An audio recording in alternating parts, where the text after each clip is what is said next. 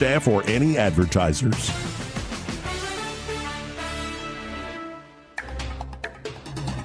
It's time for Montgomery's conversational radio show. It's News and Views on News Talk 93.1 FM. To join the conversation, call 272-9228.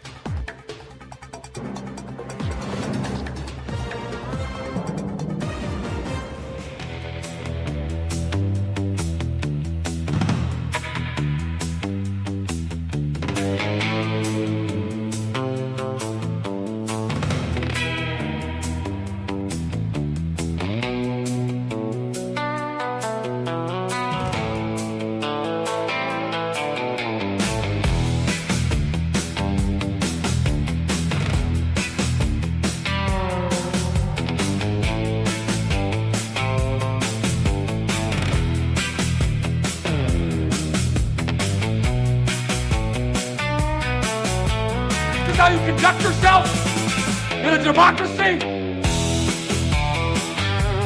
Hey, mister, I don't mean to be telling tales out of school, but there's a fella in there who'll pay you $10 if you sing into his can. I'm not here to make a record, you dumb cracker. They broadcast me out on the radio. Joey Clark. Welcome into the program. Thank God for another beautiful day. Hopefully it'll be a beautiful show. And, well, Montgomery needs a new mayor. In the studio with me for this Friday edition, Mr. Troy Carrico. How you doing today, sir? Outstanding. I'm digging this. Like it's that retro California surf. And you know what? You ever heard of a band from Athens? God, forgive me, Auburn. Forgive me, not Athens. Man or Astro Man? No, dude, I've never heard of Astro. They were very big. Man or Astro Man. Man or Astro And all Man. they do is instrumental, and they are incredible. They were signed to Drag City Records. You need to check them out. Man or Astro Man. Man or Astro Man. Pull it up when you get a chance. You need to check that out. Now, there's all sorts of stuff we can get to today, but let's start local. This is a story, again, from Craig Munger, who's been very busy over there at 1819 News. He's been writing up some great stuff, and this is about Troy University. Okay. So if the headline reads, folks, Troy University accused of disciplining professor for writing advocacy letter, and it's a chilling precedent. So this is really the Foundation for Individual Rights and Expression. I don't know if you'll know them. FIRE is how they go. They're a free speech organization that is looking out for problems, people going against free speech online. But FIRE is now publicly calling on Troy University to rescind its punishment of a professor after the school allegedly ignored private appeals for months. Well, that ain't good. That's not good at all. Hey, that's kind of nasty, in fact. FIRE claims the math professor Micah Schwartz wrote a letter to members of the Alabama legislature in April to express concerns about how the Alabama Numeracy Act, ANA, the Alabama Numeracy Act Course Review Committee was conducting its review of Troy University. The ANA is the comprehensive legislative effort passed in 2022 to increase math proficiency among Alabama's K-5 public school students. The committee ensures compliance and educator training syllabi with the requirements laid out by the ANA. FIRE did not provide a full copy of the letter. However, a portion is available. According to FIRE, Troy University then allegedly disciplined Schwartz weeks after the initial letter for unauthorized communications. Here's what this nerd wrote. Dear Alabama Republicans and Numeracy Act leaders, my name is Dr. Micah Schwartz, and I serve as the Assistant Professor of Teacher Education at Troy University, where I teach mathematics and STEM courses to aspiring early childhood and elementary educators. I take pride in preparing Alabama's next generation of teachers and value the opportunity to contribute to the state's educational mission. I am writing, however, because my first year in this role has been the most challenging of my career. Well, that poor fella. And not for the usual reasons, he says. The workload, the service obligations, the research I'm conducting, and the move away from family have all been manageable. What has not been manageable is the Alabama Numeracy Act Course Review Committee's handling of Troy University's proposed undergraduate numerous syllabi. Below, I describe three substantive problems. So this sounds like some high-level nerd stuff. Yeah. But According to Fire, Troy got mad at this guy for unauthorized communication, claiming that by using university letterhead, he represented he was communicating in official capacity on behalf of Troy University. The school reportedly sent a second disciplinary notice in May for quote-unquote unprofessional conduct after he shared the letter with his students. Fire Director of Faculty Legal Defense Zach Greenberg sent a letter to Troy on June 25th claiming Schwartz's objections were numerous. The letter also objected to his disciplining, stating his letter was clearly a private citizen exercising his First Amendment right regardless of the letterhead. He faulted the committee, which is tasked by the state to oversee math instruction methods, for a lack of transparency and prompt feedback, making faculty syllabi review unmanageable. The letter read, Schwartz identified himself as a Troy professor, described his personal experience as an educator, and did not state or imply that he spoke for Troy. It continued, his letter to Alabama representatives was not a university communication. It was his own private letter that he is free to share with any interested parties. There is no evidence that Schwartz disclosed any confidential information, as his Canvas message contained only his letter and the title, letter that got me in trouble. Furthermore, Schwartz, as the target of the disciplinary action, retains the only privacy interest in this personnel matter. Public universities may not retaliate against employees by punishing them for discussing their own disciplinary records. After Fire's June efforts to get the university to rescind its disciplinary measures allegedly went ignored, the organization is now making the matter public and demanding that Schwartz discipline be undone. Well, but how do you unspank somebody? I mean, once you spank somebody, they're spanked. Like, I don't know how you rescind a spanking. Like, I guess you could pay them. But the right to petition government officials is one of the core expressive freedoms explicitly protected by the First Amendment, said Greenberg, the Fire lawyer. Academics don't surrender that right just because they choose to work at a state school. By attempting to silence a professor for speaking out about how taxpayer dollars are being spent and then punishing him for sharing his plight with others, Troy is setting a chilling precedent that would lead to more censorship and less government accountability across the state of Alabama. You know, reading all that? Yeah. A couple of things come to mind. Number one, he identified himself as an employee of a professor in the stead of education and specifically STEM and math. Mm-hmm. So he's established his bona fides as a professor. He used Troy letterhead. It's no different than if I'm in the U.S. Army and I use U.S. Army letterhead and I send something out. That's construed as an official communique on behalf of the organization. If dude had a problem, dude needed to go VFR direct on just plain stationary to them. If you don't enforce things like that, then there can be pandemonium and chaos in organizations. So I understand, and I happen to know Jack Hawkins very well, Dr. Okay. Jack Hawkins. He's a very close friend of Admiral Davis. I've spent time with them. He's an outstanding individual, a two-time Purple Heart winner like myself, and a Vietnam vet, infantry officer. He cares about that university deeply, and I think if that guy would have even got his audience, he could have probably talked about it, but he opened that can, and it's too late now. So yeah, I don't know. I don't know I see why that would be the policy of the university, or many organizations don't use official letterhead when you're doing a private communication, and especially your own private, say, advocacy, wanting to change laws. Right. But I don't know the law in this matter. Like, it could be Fire and this professor have a good First Amendment case, and that just because it's on that letterhead, again, he never says, I'm speaking for them. And he says, look, and the reason I'm mentioning that I'm at Troy and on this committee is to give me gravitas. Like, I actually have eyes on the prize. Yeah. Bona fides. And the problem with that is now he's established himself as that I got you. By the way, folks, we both, Troy and I both apologize for all the Latin. Gravitas, bona fides. Like, what is this? What are we even doing? Mea culpa. Yeah, mea culpa, yeah.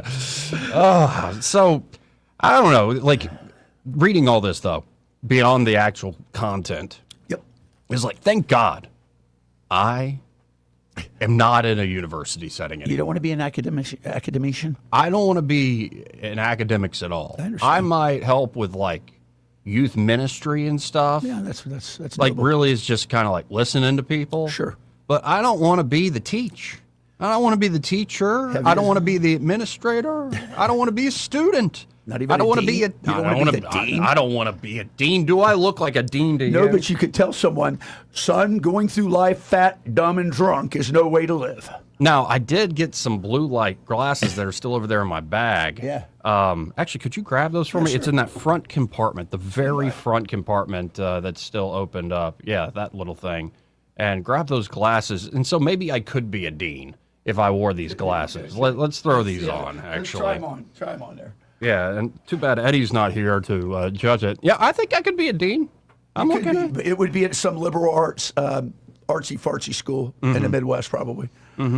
You can't use official letterhead, sir. But it makes me just think, like, we're in big trouble. Like, because the reason we have all these bureaucratic controls is you don't want miscommunications and you don't want people stealing and you don't want all this stuff. Right. But these institutions have become so big, so unwieldy, that of course you have to have these measures. But what happened to the human element? You know, I think I've met Jack Hawkins before. Great guy. I was much younger. He's been around there at Troy for a long Been time. there for right? quite a while. Yeah, so it was like some high school, like leadership summit that, like, the school sent me to. Like, Joey is going to be a future leader. They sent me to that one. That's nice. And they sent me to governor school at Sanford. Now, is that like Boy State? No, there were girls That's there different. too. There's different. Okay, so there's a Boy State here. Yeah, right, Yeah, I play guitar, and there's Yeah, like it's two awesome. chicks that were trying to get with me, and then I think it was the good Lord above that made me just so awkward that nothing happened. That's unfortunate. Yeah, I think that's most of my life, actually. I look back and I'm like, Joey, grow up. Come on. Give I it think the the program. awkwardness was meant to keep me from, Being a father. Yeah. right now. For right now. for right now. But yeah, I remember going to the governor's school thing. That was like 2 weeks. I bet that was fun. It was a lot of fun. We met, Bob Riley spoke at the end. Really cool. Yeah, I was like, wow, look at that guy. Such high hopes. Look for at you. that head of hair. Such high hopes on this young man right here. He's selected amongst the best. How many of your fellow colleagues at Catholic went? Oh, it was just me on that Just one. you. Right. And then I went to that leadership summit at Troy. And I remember filling out worksheets. And like, I didn't know how much I learned. Like, but I do remember Jack Hawkins because he's a charismatic fella. He is very charismatic. Yeah, some people stick with you even when you're in like the middle of school and you're like, I hate this. I hate this. I hate this completely. They thought Joey's going to grow up to be a great leader. And what I proceeded to do is just like smoke weed for 20 years. That's not true. Oh, yeah, it I is. was 18. Yeah, you're right. Yeah, I should get it right. It was 18 years, not 20 years. What matters is where you're at now. Yeah, I'm working at it. But I don't know. I look at all the official stuff, and I'm like, can we get back to the human element? Now, obviously, you're going to have rules and regs. You're going to have laws. You're going to have bureaucratic procedure. You're going to have all this stuff. But I would like to get back to more the human element where it isn't like, well, it's not your time, sir. Like at these council meetings, it's not your time, and don't you dare use that language that you're quoting from the very books we've given to your children. That's inappropriate.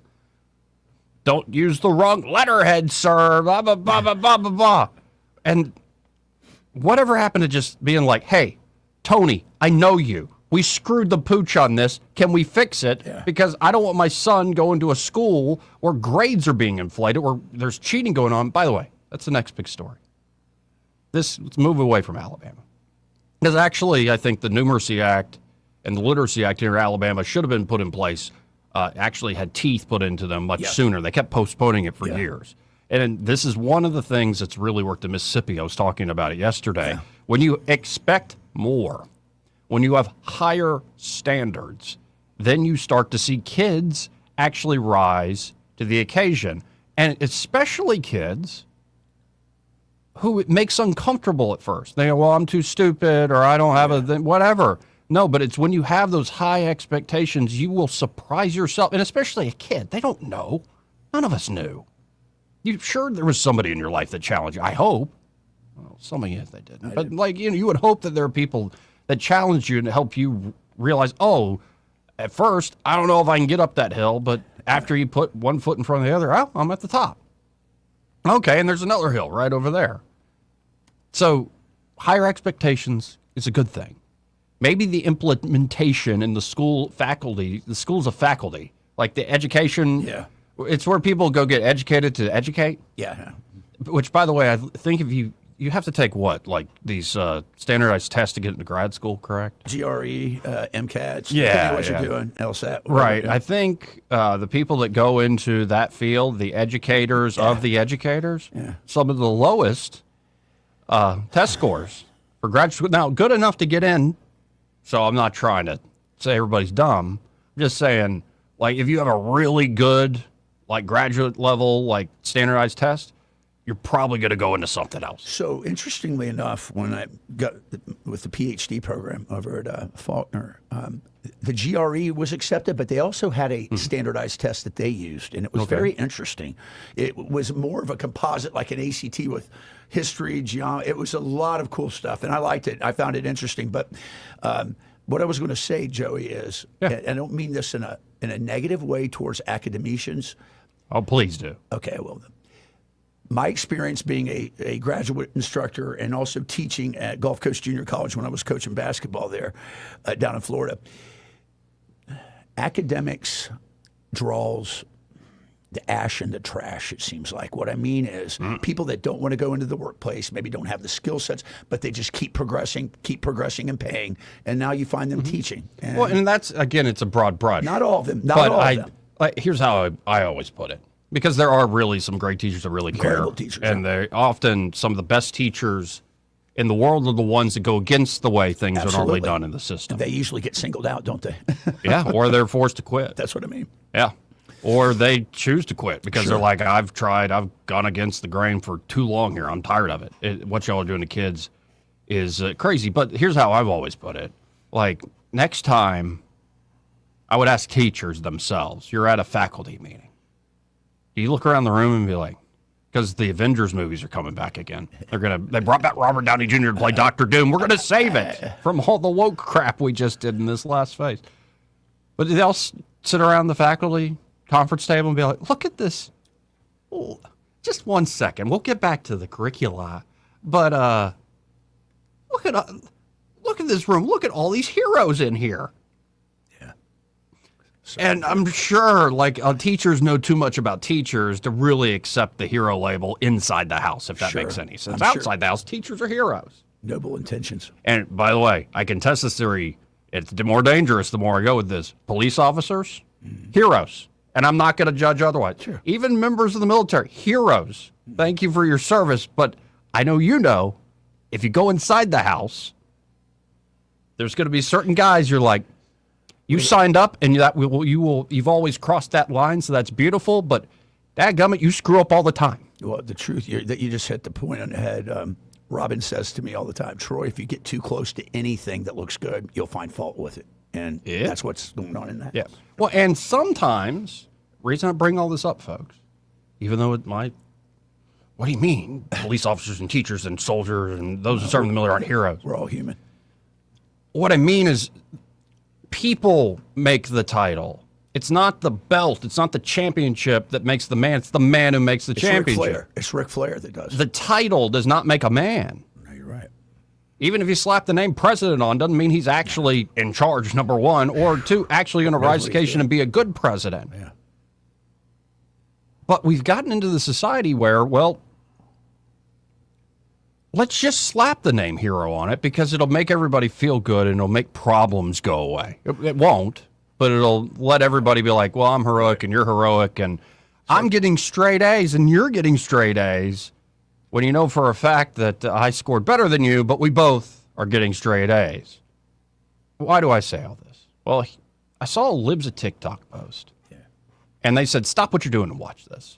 This is a teacher, I believe, former teacher of the year. This is in Nashville. Okay. Listen to this. This is at a council meeting, I believe, a board of education meeting. I was teacher of the year at John F. Kennedy Middle School in Antioch. By the way, thinking of that Van Halen song right now, just looking at her. That's not wholesome, but it's just true. I brought my pencil. Mm-hmm. Great drum solo at the beginning. And the guitar solo. That's great. Man, listen, Van Halen, that's back. Got it bad, got it bad, got it bad. Teacher. Anyway, she's teacher of the year. Let's let her actually speak. I was teacher of the year at John F. Kennedy Middle School in Antioch. this past year and Blue Ribbon Teacher of the Year for the district. What you have in front of you right now is my resignation letter. I resigned in May. You can read those 3 pages at your leisure, but I've heard a lot of positive data in this meeting, and I just wanted to give you some facts from my firsthand experience. Or she keeps going, I've heard a lot of positive data in this meeting. Yeah, this is what I mean.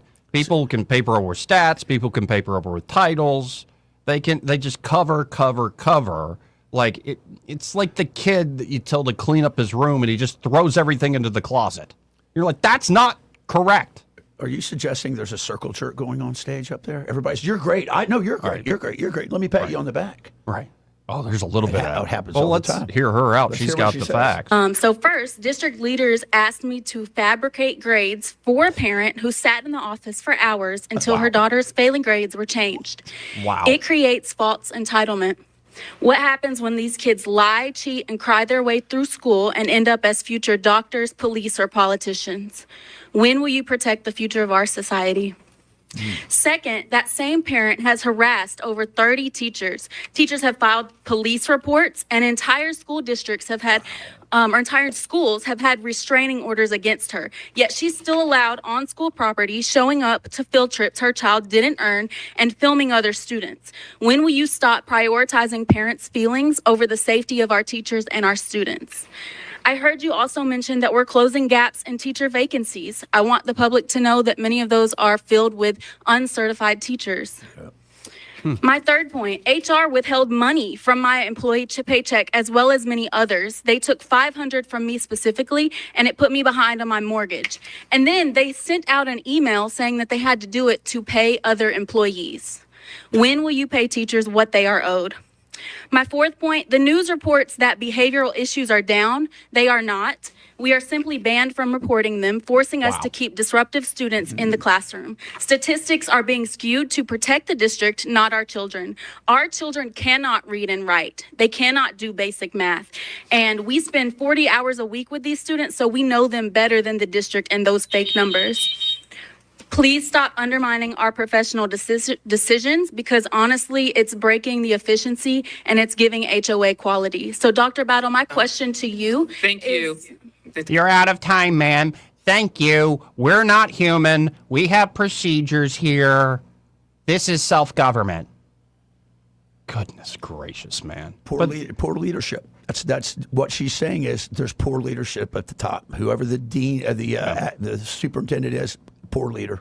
Yeah, it's a shame. And here's a little bit more of what she was talking about. This is an actual news report in the Nashville area where they, get into just a little bit of what was going on there. Let's listen in together. Anna Wills also fought back against changing failing grades, writing, "What is being done is unethical and could very well be interpreted as illegal." The emails show that administrators wrote Wills had failed students, but had not alerted their parents to their failing grades as required by district policy, and that because of it, she needed to pass the students, giving them a D. Wills fired back, saying one student was told many times to make up the exams and never did, and that she was out on medical leave for much of one semester, and asking, when was I supposed to be contacting parents? Writing, quote, "You can cook the books to have the data look the way you need it." Man. Well, and you got to wonder how much of this is society-wide, not just the schools. And so no wonder the kids can't read or It's write. no different than, like you said, the University of Michigan. Oh, God forgive the wow. terrible, dirty Wolverines, the Arab Wolverines. That's terrible up there, man. It's such a listen. Hey, I know a few clean Arabs. Shut your mouth. Listen, they say flush. Down in Columbus, they say flush twice. It's a long way to Ann Arbor. But what I was going to say was we know that there is a culture now that students, particularly at some universities, can go in and say, hey, I paid $40,000 a year to attend this private university. I expect to have some good grades coming out of here. Yeah. What do you do? You're worried about dropping enrollment. You're worried about profiteering. It's not a good situation. You know what I think all this is? It is the politicization of everything. Now, people think of that word, politicization. You're politicizing something, and they think of Republicans and Democrats.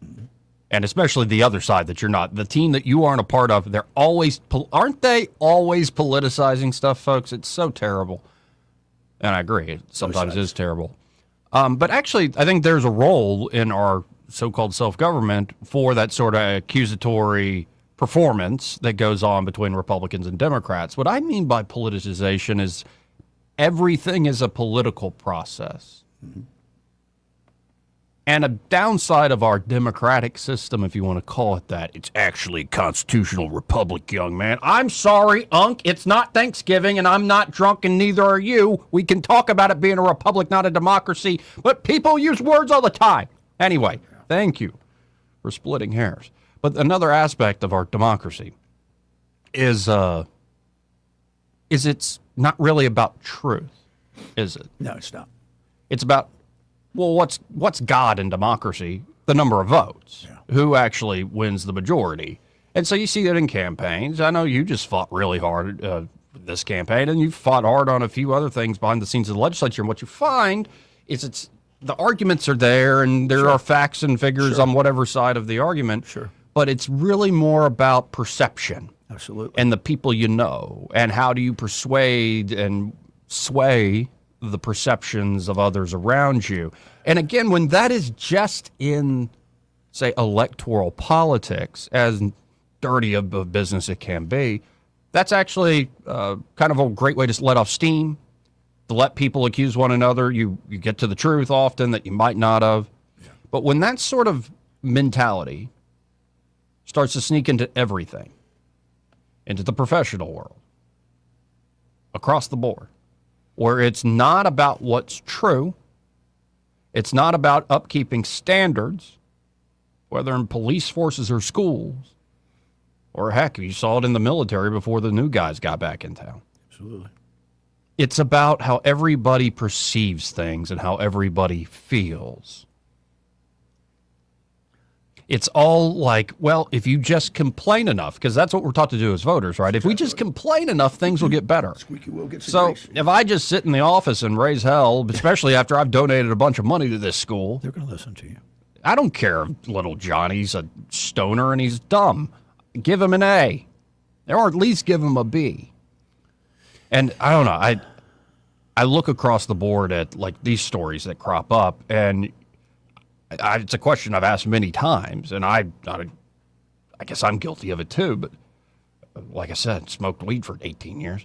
Where are the adults? Now, you're a generation ahead of me, but you know what I mean. Yeah, I do. And I think that the question is, you have to define what an adult is, and I think that there is a moving target to it, meaning that people's values and ethics change over time. And I'm not sure if it's due to the digitalization of our lives and just the standoffish consumerism of everything. But certainly, Joey, I think one could make the argument that they become a business model now, not a noble institution of learning, not something like the ancient Lyceum or anything of that nature. And again, you have great teachers, you have great police officers, you have great members in the armed services. Sure you do. You have great people across the board, and that's the beautiful thing. You can't just focus on the negative. There are amazing people doing amazing things in all sorts of walks of life, and most of them do never, ever get a headline. Right. Or even much of that a boy. Like, it's often the stuff we do in the shadows that's really good, that helps support somebody, or essentially bare wounds for others, that are actually the things we'll be maybe not remembered for, but it's what makes you. So never underestimate that, even when nobody's looking. You know, they can't see what you believe, so make a believer out of yourself. Absolutely. And do the right thing when no one's watching. But where is that these days? Where is that mentality on so many levels, where it does seem like everybody is a little soft?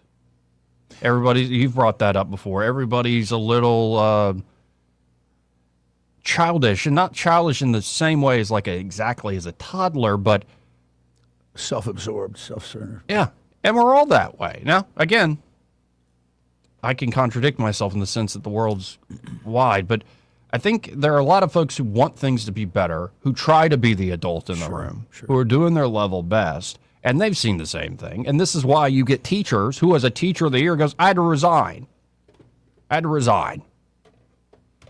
Perhaps that's an adult in the room, but she ain't welcome. Or perhaps it's not so much child or adult as the distinction, it's a moral sense of the world. Right. And if we live in a world where it's your truth and my truth and it's feelings and perception, that's where we're at. And it's really, at the end of the day, what governs the world is the power mechanisms. It's not you having a great moral sense and be able to do things in the world. It's that the system's rigged against me. I was dealt an awful hand coming out the womb. Yada, yada, yada. All these things. And it's like, maybe you were. Maybe the system is rigged. But if that is the excuse for you not to do your level best and to sort of play along with it, then why get up in the morning? Right. I mean, seriously. And that's where we're at on a lot of fronts. And it's really crazy. It is. That, we played a clip from a Texas teacher yesterday. Mm-hmm. You see this now in Tennessee, where they're just making up grades. Antioch, which is a really nice school area. Yeah. So, there's scandals that have been going on in the education space for a while along these lines. But even here in Alabama, it's one of the things, I'll give credit where credit's due, that Kay Ivey stood for, at least when it first went through the legislature, the Numeracy Act and the Literacy Act. Mm-hmm. It's a great idea. Higher standards, expect more. If your kid cannot do math or read at a level we expect somebody in the 3rd grade to be able to do, you're not going on to 4th grade.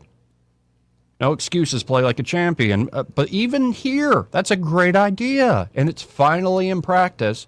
What you find is, we got to delay it.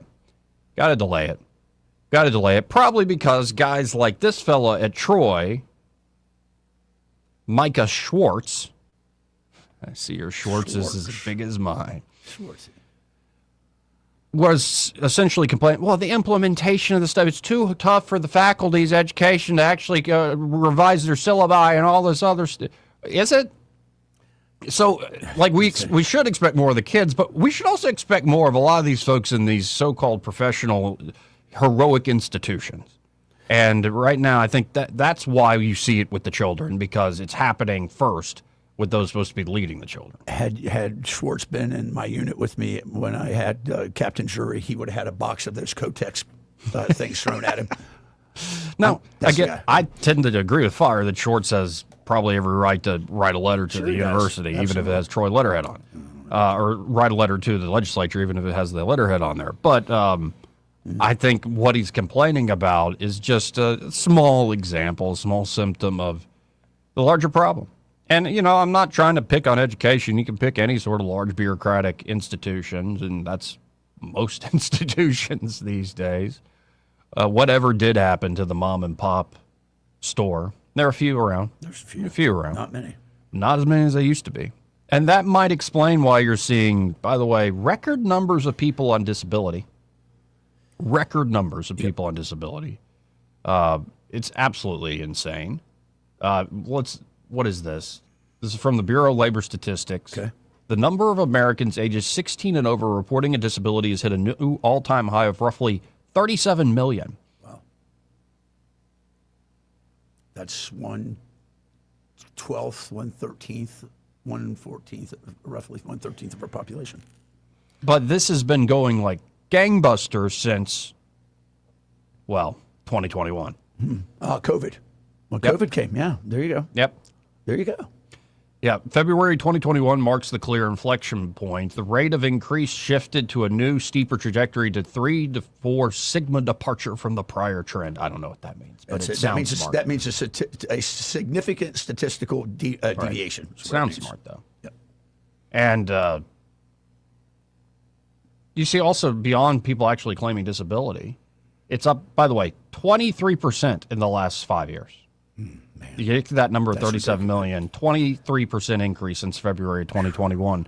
And that's just, again, disability. When you look at the number of folks that are just not in the workforce, who are of working age and able-bodied, they just give it up. Not in the workforce. You're like, how are you living? Especially with this inflation. I don't know how they do it. Like, somebody's getting paid. Yeah. And then we'll have to go to the vice president and a few others. It gets you to the fraud. That's the thing I think that probably leads those numbers to be inflated, is that people are falsely inflating them. And when you have these money flows that are in the billions, trillions of dollars worth over, say, a 10-year window, of course everybody's got a little bit of they got a finger in the pie. Maybe I could have used a better term. Like Georgie Porgy, right? But, they got their fingers in the pie. It's a big old pie. When the pie is that big, how are you going to keep track of all the fingers in it? You know, when you said that, I got to tell you something. I'm sorry to deviate. I know we got to take a break. Yeah, we do. What about nursery rhymes? When you talk about putting your finger in a pie or living in a pumpkin, rub-a-dub-dub, 3 men in a tub. What is going on in that one, do you think? Rub-a-dub-dub, 3 men in a tub. The butcher. Is that an actual The butcher, nursery? the baker, the candlestick maker. Look it up. I'm troubled by that one. I'm very troubled by that one, Joey. It's a very traditional rub-a-dub-dub, 3 men in a tub. Hold on. Yeah, pull that up, brother. Yeah, you pull that up, brother. Pull up rub-a-dub-dub. It troubles me. I want the lyrics to this. Hold on. Give me the lyrics. Rub-a-dub-dub, 3 men in a tub. The butcher, the baker, the candlestick maker. Yeah. All put out to sea. Right.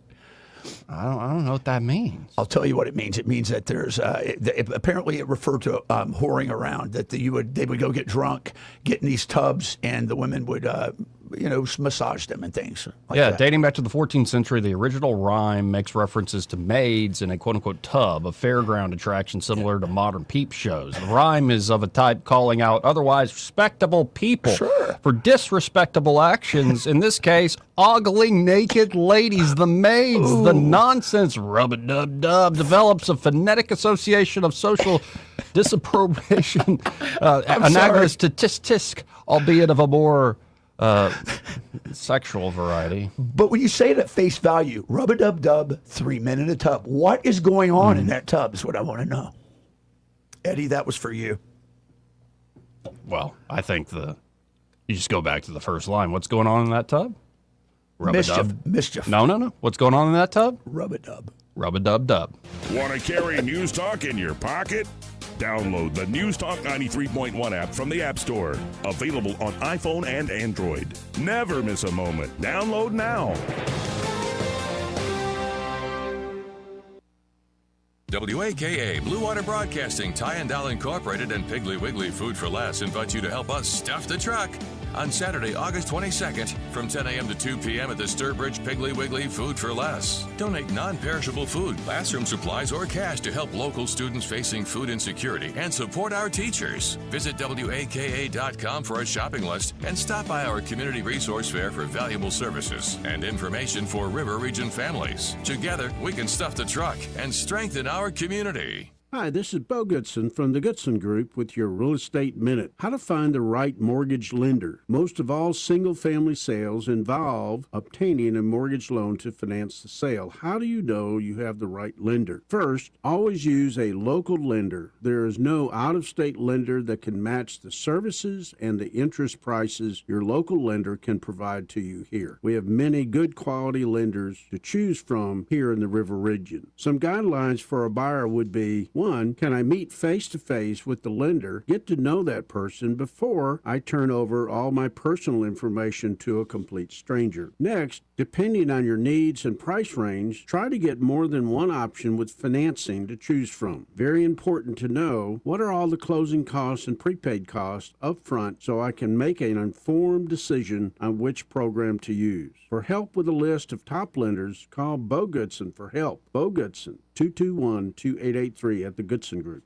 In August, buy any large pizza at Pizza Perfect and get any medium pizza for just $2. Pizza Perfect's buffet includes pizza as well as spaghetti, breadsticks, salad, dessert, and drink for only $13. $12 for seniors, first responders, and military. The buffet is available Monday through Saturday for lunch and for dinner on Tuesday, Friday, and Saturday. Pizza Perfect is also available for pickup and delivery. Any medium pizza is just $2 with the purchase of a large at Pizza Perfect on Coliseum Boulevard in Eastbrook.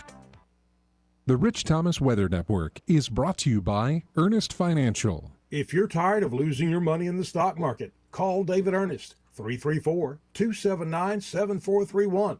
Ernest Financial, LLC. Rich Thomas Weather. Well, hi, everybody. The relentless August heat wave continues. Heat advisory will be in effect probably, I'm thinking, right on through the weekend, if not beyond. Daily heat indices in the 105 to 110 range, easy. Lots of sunshine. Highs actually in the upper 90s today, tomorrow, Sunday, and probably early next week at least. Nighttime lows will be in the upper 70s.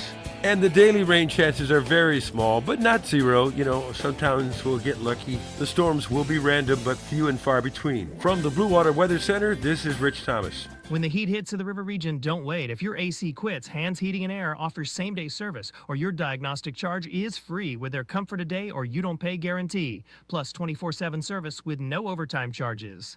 When news happens, you'll hear about it first. The River Region's most trusted voice. News Talk 93.1 FM WACV.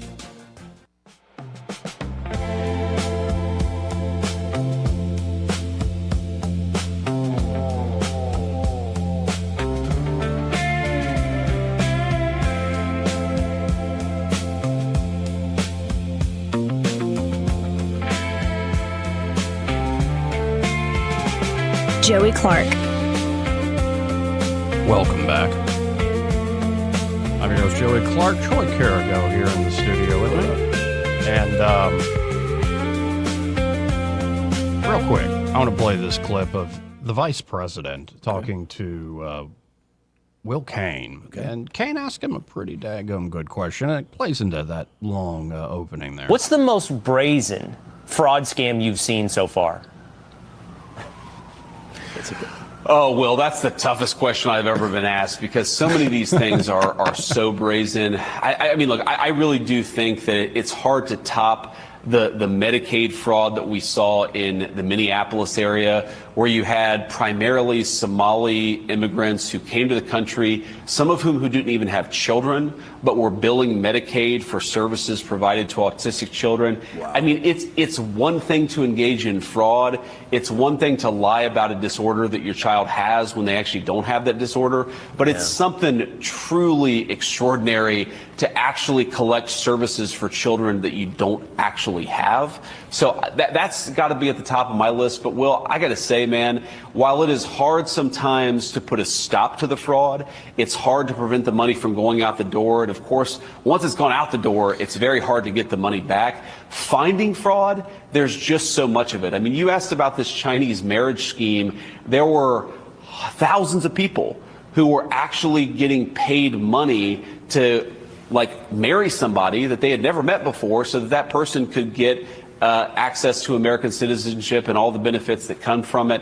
There's all the Medicaid fraud. There's the food stamps fraud. There's the Small Business Administration fraud. There's this gender transition fraud. The unfortunate reality, Will, is that fraud in Washington, D.C. was as common as bad weather, and bad weather is very common in Washington. So we got a problem here. We're fixing that problem, but it's going to take us a long time to root out all this fraud because there was so much allowed to fester during the Biden administration and really beyond that. So that's a lot of fraud. It is a lot of fraud. That is a lot of fraud. And you got to wonder, where's all this coming from? Because that's not like the rub-a-dub-dub 3-minute tub thing. That's all about, true immorality. Sure. Like, in fact, oftentimes when you read certain translations of, Paul's letters, it'll say, and immorality, and then you'll read the footnote and he's talking about sex. Sure. So it's that's one thing, and we got plenty of true immorality in society, but that's not what's causing the fraud. There's something else just deeper where it's in as the vice president just said, everywhere you look, you can find it. And then we're so far gone, we don't have the means to actually stop it, even though you can see it all over the place. That's the problem. What do you do? It's like stepping on cockroaches. They're everywhere. Absolutely crazy. This part of the program brought to you by Pest Pro Services, speaking of cockroaches. Yeah, that's right. And Pest Pro can help you with cockroaches. You ever have one fly on you in the middle of the night and then you lost it? Not in the middle of the night, but on my porch. They come out at night and they'll crawl up. Yeah, but so you have to admit they do. I have just a primal response to them. Now, you got to kill them, But, like, I don't know about the folks who just are like, yeah, I'll pick it up with my hands. Yeah. Well. Like, don't go away. Like, I don't want you around me anymore. If you're going to be that way with cockroaches, what I want is Pest Pro Services to get rid of them. That's right. What I want is Pest Pro Services to get rid of my fire ants, to get rid of my mosquitoes. Maybe I got sugar ants because somebody left the lemonade out on the counter. That's a problem. What I want is Pest Pro Services to do year-round inspection and protection for termites. And what I want is Pest Pro Services to show up on a regular basis, to just spray around, make sure none of these nasty little critters are getting into our humble abode. So check them out today. You can always learn more at ppsriverregion.com or search Pest Pro Services on the Book of Faces. That's where, especially with school starting back, yes, you're going to see a lot of great giving back with Ashley and the team there at Pest Pro. They loved, in particular, to highlight local athletics, especially high school athletics. So keep a look at Pest Pro's Facebook page for that. And, of course, you can always call them direct for services at 265-9990. That's 265-9990. And be sure to tell Ashley and that great team that Joey and Troy, well, those fellas on the radio sent you. We'll be right back. Want to carry News Talk in your pocket? Download the News Talk 93.1 app from the App Store. Available on iPhone and Android. Never miss a moment. Download now. For too long, Alabama's statewide news companies have shamed us for our conservative Christian values. Alabama deserves a news company that cherishes our culture, a company that isn't bought and paid for by the powers that be. 1819 News is that company. Run by Alabamians for Alabamians, 1819 News celebrates what is good and beautiful about our state, while exposing those who work against our values in secret. Just go to 1819news.com to learn more. Subscribe to our newsletter. That's 1819news.com. The premier place the River Region turns to for news, weather, traffic, and opinion. News Talk 93.1 FM WACV.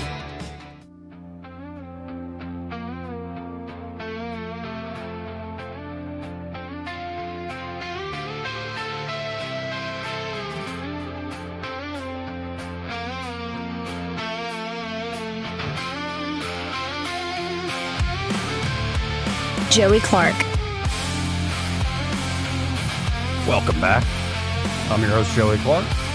272-9228 if you want to get in on the conversation. That's 334-272-9228. This part of the program brought to you by Waverly Advisors. And now you might have known them for a while with Brant McDonald and with Austin Branco here on this show as Invista Advisors, but Invista Advisors has joined with Waverly Advisors, a massive company that is still got the great values that they've always had there, and with Austin Branco and Brant and the whole team. And this happened at the end of July. Invista joined Waverly Advisors to expand resources and services available to their clients. So whether you're looking for comprehensive financial planning, investment management, or fiduciary advice, they can help you out. And it's never too early, never too late. Like if you really want to start investing, and they can meet your needs. Say you're, a little more risk averse because you're near retirement age or you're already in it and you want to have that money managed in a pretty conservative way. Of course, they've long done that there. But it could be, say you're in your 20s or 30s, you've inherited money or you've made a lot of money very quickly in your life and you want to actually take a few risks because you got the time to do it. Well, they can help you out there with that investment management. But say you started up like a nonprofit or even a small business and it's done great. But it's done so good, it's created all these new problems of like, I'm not sure what, especially on the financial side, what I need to do next in order to keep up with all this. They can help you there, again, at Waverly Advisors. And the number is the same, 387-0094. That's 387-0094. And be sure to tell them, well, Joey Clark, he sent us. Joey on the radio. So second hour coming up here. Yep. I just don't know with all this fraud, though, Troy. Like, how are we gonna deal with all this stuff? Because that was just one little aspect. Yeah. Here's another thing from the same interview. This is J.D. Vance talking to Will Cain about the gender reassignment and gender-affirming care stuff. And, in fact, DOJ is now looking into potentially prosecuting people for some of what they did. But there's actual, financial fraud involved in this, and the vice president's going to lay that out. Let's listening together. Pharmaceutical companies were getting rich by encouraging doctors to prescribe these therapies off-label. And one of the things that we've worked on with Bobby Kennedy, obviously that was just announced, I know that you're covering it and I appreciate it, is that sometimes the doctors and the insurers were mislabeling these treatments in order to get financial reward, even though they weren't being honest about what they were doing. Because of course, if they were being honest, if they were going to the insurers and saying, well, we're actually butchering these kids, then that might have raised some alarm bells in the medical system. Instead, they said that they were treating for endocrine disorders or for certain pubescent disorders. And that was allowing them to list medical codes in the billing that allowed them to make money off of these kids suffering while simultaneously avoiding any real scrutiny. And we really see this, Will, as part of our broader effort to fight fraud. There's just so much fraud in our country. But unfortunately, one of the biggest purveyors of fraud was this small number of doctors, people who were getting wealthy by actually doing these procedures on kids, lying about the medical implications of it, and collecting rewards for it. Obviously not most doctors. I think most physicians obviously are good people who want to do right by their patients. But we do know, unfortunately, Will, some of these doctors were getting a lot of money by performing irreversible and untested therapies on kids. Yeah. So not only was it like deeply immoral, like an evil practice, it was also a way to get rich. Absolutely. Very sinister, too. Anyway, we got 2 more hours to go. We'll be right back after this. Broadcasting from the Riverside Chevrolet Master Control Center, this is WACV Cusada, News Talk 93.1 FM. When it's Chevy, it's Riverside. With SRN News, I'm Bob Agnew in Washington. Retail sales slipped last month. They were down by 0.6%, the biggest drop since May of last year. Analysts say it may be tied to the fact that people have gotten their tax refunds and increased their spending in both April and May, but that money ran out by last month. Gas prices ticked up again overnight. AAA says prices rose nationwide to an average of $4.08 a gallon. That's all the way up from $3.85 a gallon just last month. Firefighters across Europe have their hands full with a number of wildfires as record-breaking heat grips the continent. In France, the driest year on record there has led to fires in the Landes region, forcing more than 500 people to evacuate. Fires also burning in Germany. That's where firefighting efforts are being complicated by unexploded munitions left over all the way from World War II. On Wall Street right now, the Dow is down by about 143 points. This is SRN News. With the high price of new and used cars today, many drivers are choosing to keep their vehicles a lot longer. But with the average car now over 12 years old, most manufacturers' warranties have expired. I'm Danica Patrick. If your car is out of warranty, a single trip to the mechanic could cost you thousands. That's why smart drivers choose Endurance. If your vehicle is less than 20 years old, no matter the mileage, Endurance could have your car covered for the drivetrain, electrical, AC, transmission, and more. And Endurance is with you every step of the way, from filing a claim to paying the mechanic of your choice directly. And your rate won't go up no matter how many claims you file. Call Endurance now and choose the plan that fits your budget. Act now and get 1 year of elite benefits, a $2,000 value free. For your fast free quote, call 800-303-4223. 800-303-4223. 800-303-4223. Coverage varies by plan. View contracts and exclusions at Endurance. The Rich Thomas Weather Network, brought to you by Montgomery Paint and Body. From little fender benders to total body repair, MPB will fix it good as new, maybe better. For 4 decades, the Turner family has been getting you back on the road. Call 279-7325. Rich Thomas Weather. Well, hi, everybody. The relentless August heat wave continues. Heat advisory will be in effect probably, I'm thinking, right on through the weekend, if not beyond. Daily heat indices in the 105 to 110 range, easy. Lots of sunshine. Highs actually in the upper 90s today, tomorrow, Sunday, and probably early next week at least. Nighttime lows will be in the upper 70s. And the daily rain chances are very small, but not zero. You know, sometimes we'll get lucky. The storms will be random, but few and far between. From the Blue Water Weather Center, this is Rich Thomas. Back to school shopping starts now, and ASC Credit Union has you covered. Our back to school loan helps you pay for supplies, laptops, clothes, and more. Stop by your local ASC branch or apply today at yourasccu.com. Federally insured by NCUA. Terms and conditions apply. From the Blue Water Broadcasting News Center, here's today's top stories. A two-vehicle crash in Autauga County has claimed the life of an Elmore man. The accident happened just before 10 p.m. Wednesday night on I-65, approximately 10 miles north of Prattville. 58-year-old George Jones Jr. was fatally injured when his car was rear-ended by another driver. Jones was not using a seatbelt at the time of the crash and was pronounced dead at the scene. Alabama public health officials are urging beachgoers to exercise extreme caution following a surge in flesh-eating bacteria. 16 cases of vibriosis have been confirmed in the state, including one that resulted in death. The primary entry point for the bacteria is through breaks in the skin. The Alabama Department of Public Health strongly advises staying out of Gulf waters if you have any skin openings. Montgomery police are requesting the public's help in locating a fugitive from justice. 53-year-old Kenneth Renard Hale is wanted on domestic violence and stalking charges. Hale recently failed to appear in court to answer these charges. Anyone with information on the whereabouts of Kenneth Renard Hale is urged to contact authorities. From the Blue Water Broadcasting News Center, I'm Sky Mosley.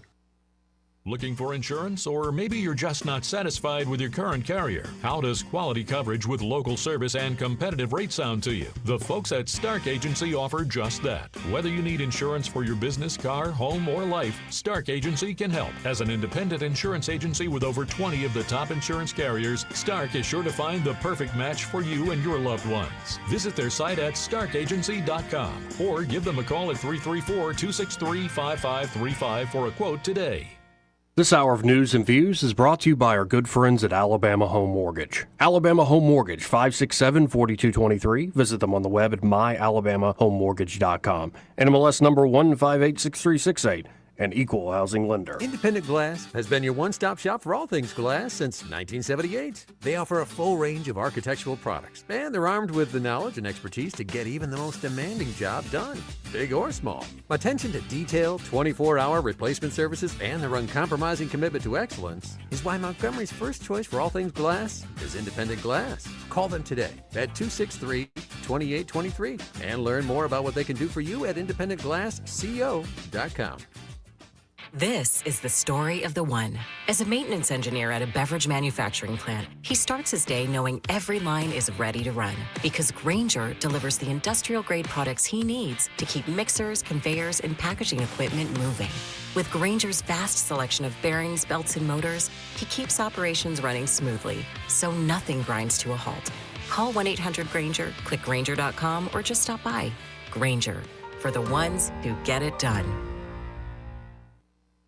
The views and opinions of the following program are solely those of the host and other contributors. These do not necessarily represent those of Liberty Acquisitions 825, Blue Water Broadcasting, its management, staff, or any advertisers.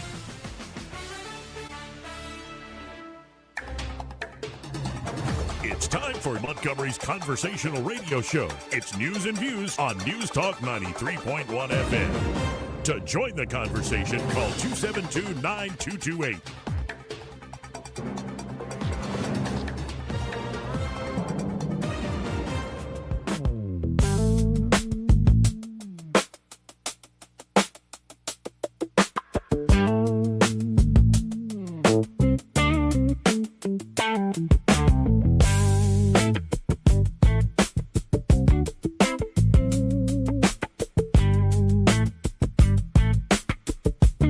Joey Clark. Welcome back. I'm your host, Joey Clark. Troy Carrico here in the studio with me. 272-9228. If you want to get in on the conversation, that's 334-272-9228. Before we get into the video the State Department put out, did you see what the New York Post called national disgrace? Suspect charged with vandalizing D.C. World War II memorial. Didn't see that. Yeah. Really? Yeah. Trump was tweeting about it or whatever he was posting about it earlier today. Dirtbag indeed. And so what do we know about it? Well, we know a little bit here or there.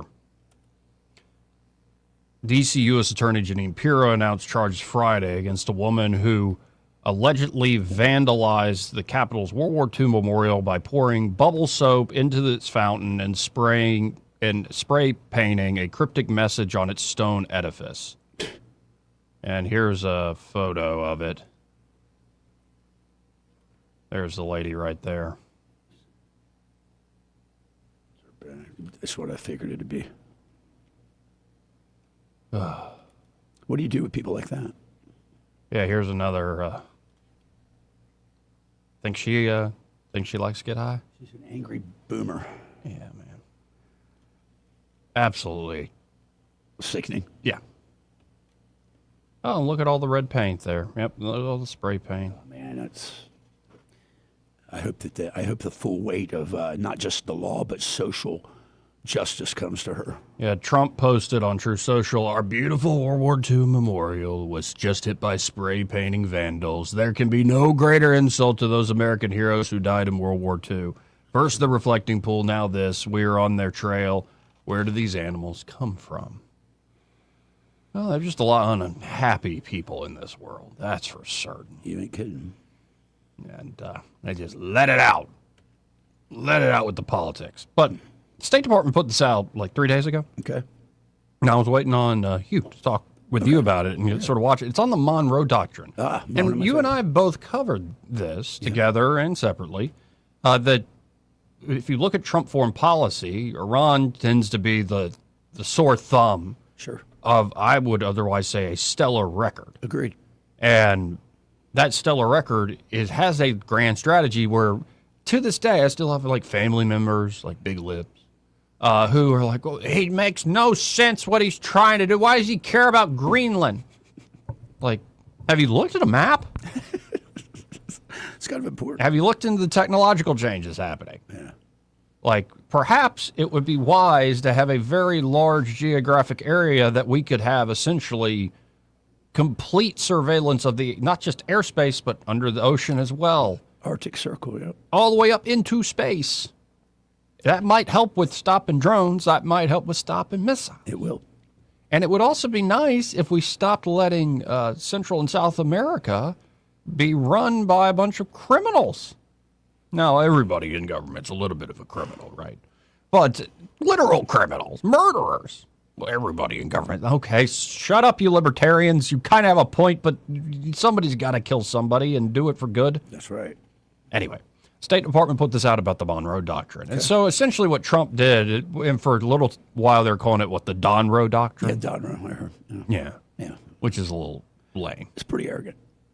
It's full of hubris. You're telling me Trump is a little arrogant? He's full of hubris, yes. Yeah.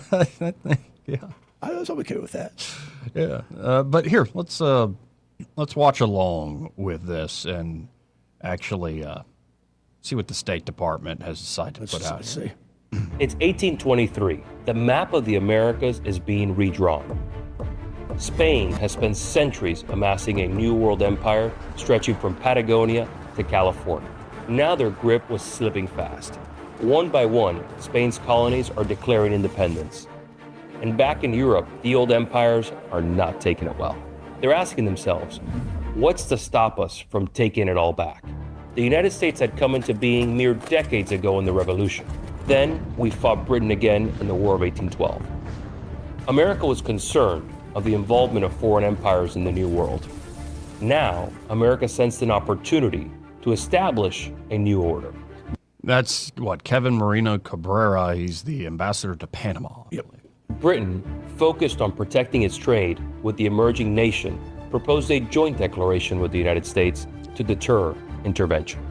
But Secretary of State John Quincy Adams, suspicious of British motives, convinced President James Monroe to act independently. Monroe then declared a decree to Congress, among the boldest diplomatic statements in American history. The American continents, by the free and independent condition which they have assumed and maintained, are henceforth not to be considered as subjects for future colonization by any European powers.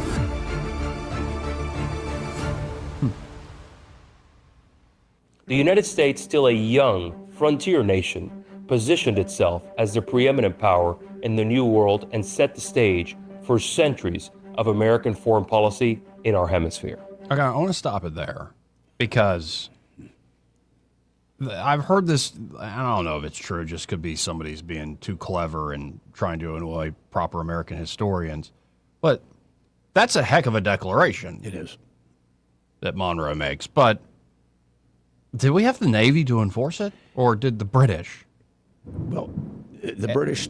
And did the British essentially go, let the Americans declare this, and that means none of our rivals will get it. That's exactly what that was about. And so we'll kind of help enforce it on the down low. They look, it wasn't so much, I think England realized they had stretched themselves too thin already because they lost in the revolution over here, but they didn't want any of their opponents on the continent to profit from Especially it. France. Oh, yeah, France.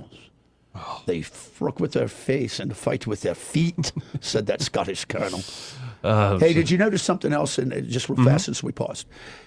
That declaration's ringing sentence was, no colonial, no European nations will ever colonize in the Western Hemisphere. It didn't say anything about America.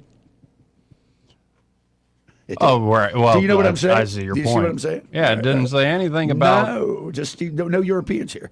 So let's keep going. This decree transformed America's role and standing in the global order, though initially relying on the deterrence of the British Navy to enforce it. There it is. For decades, the doctrine served as a defensive shield while America expanded westward.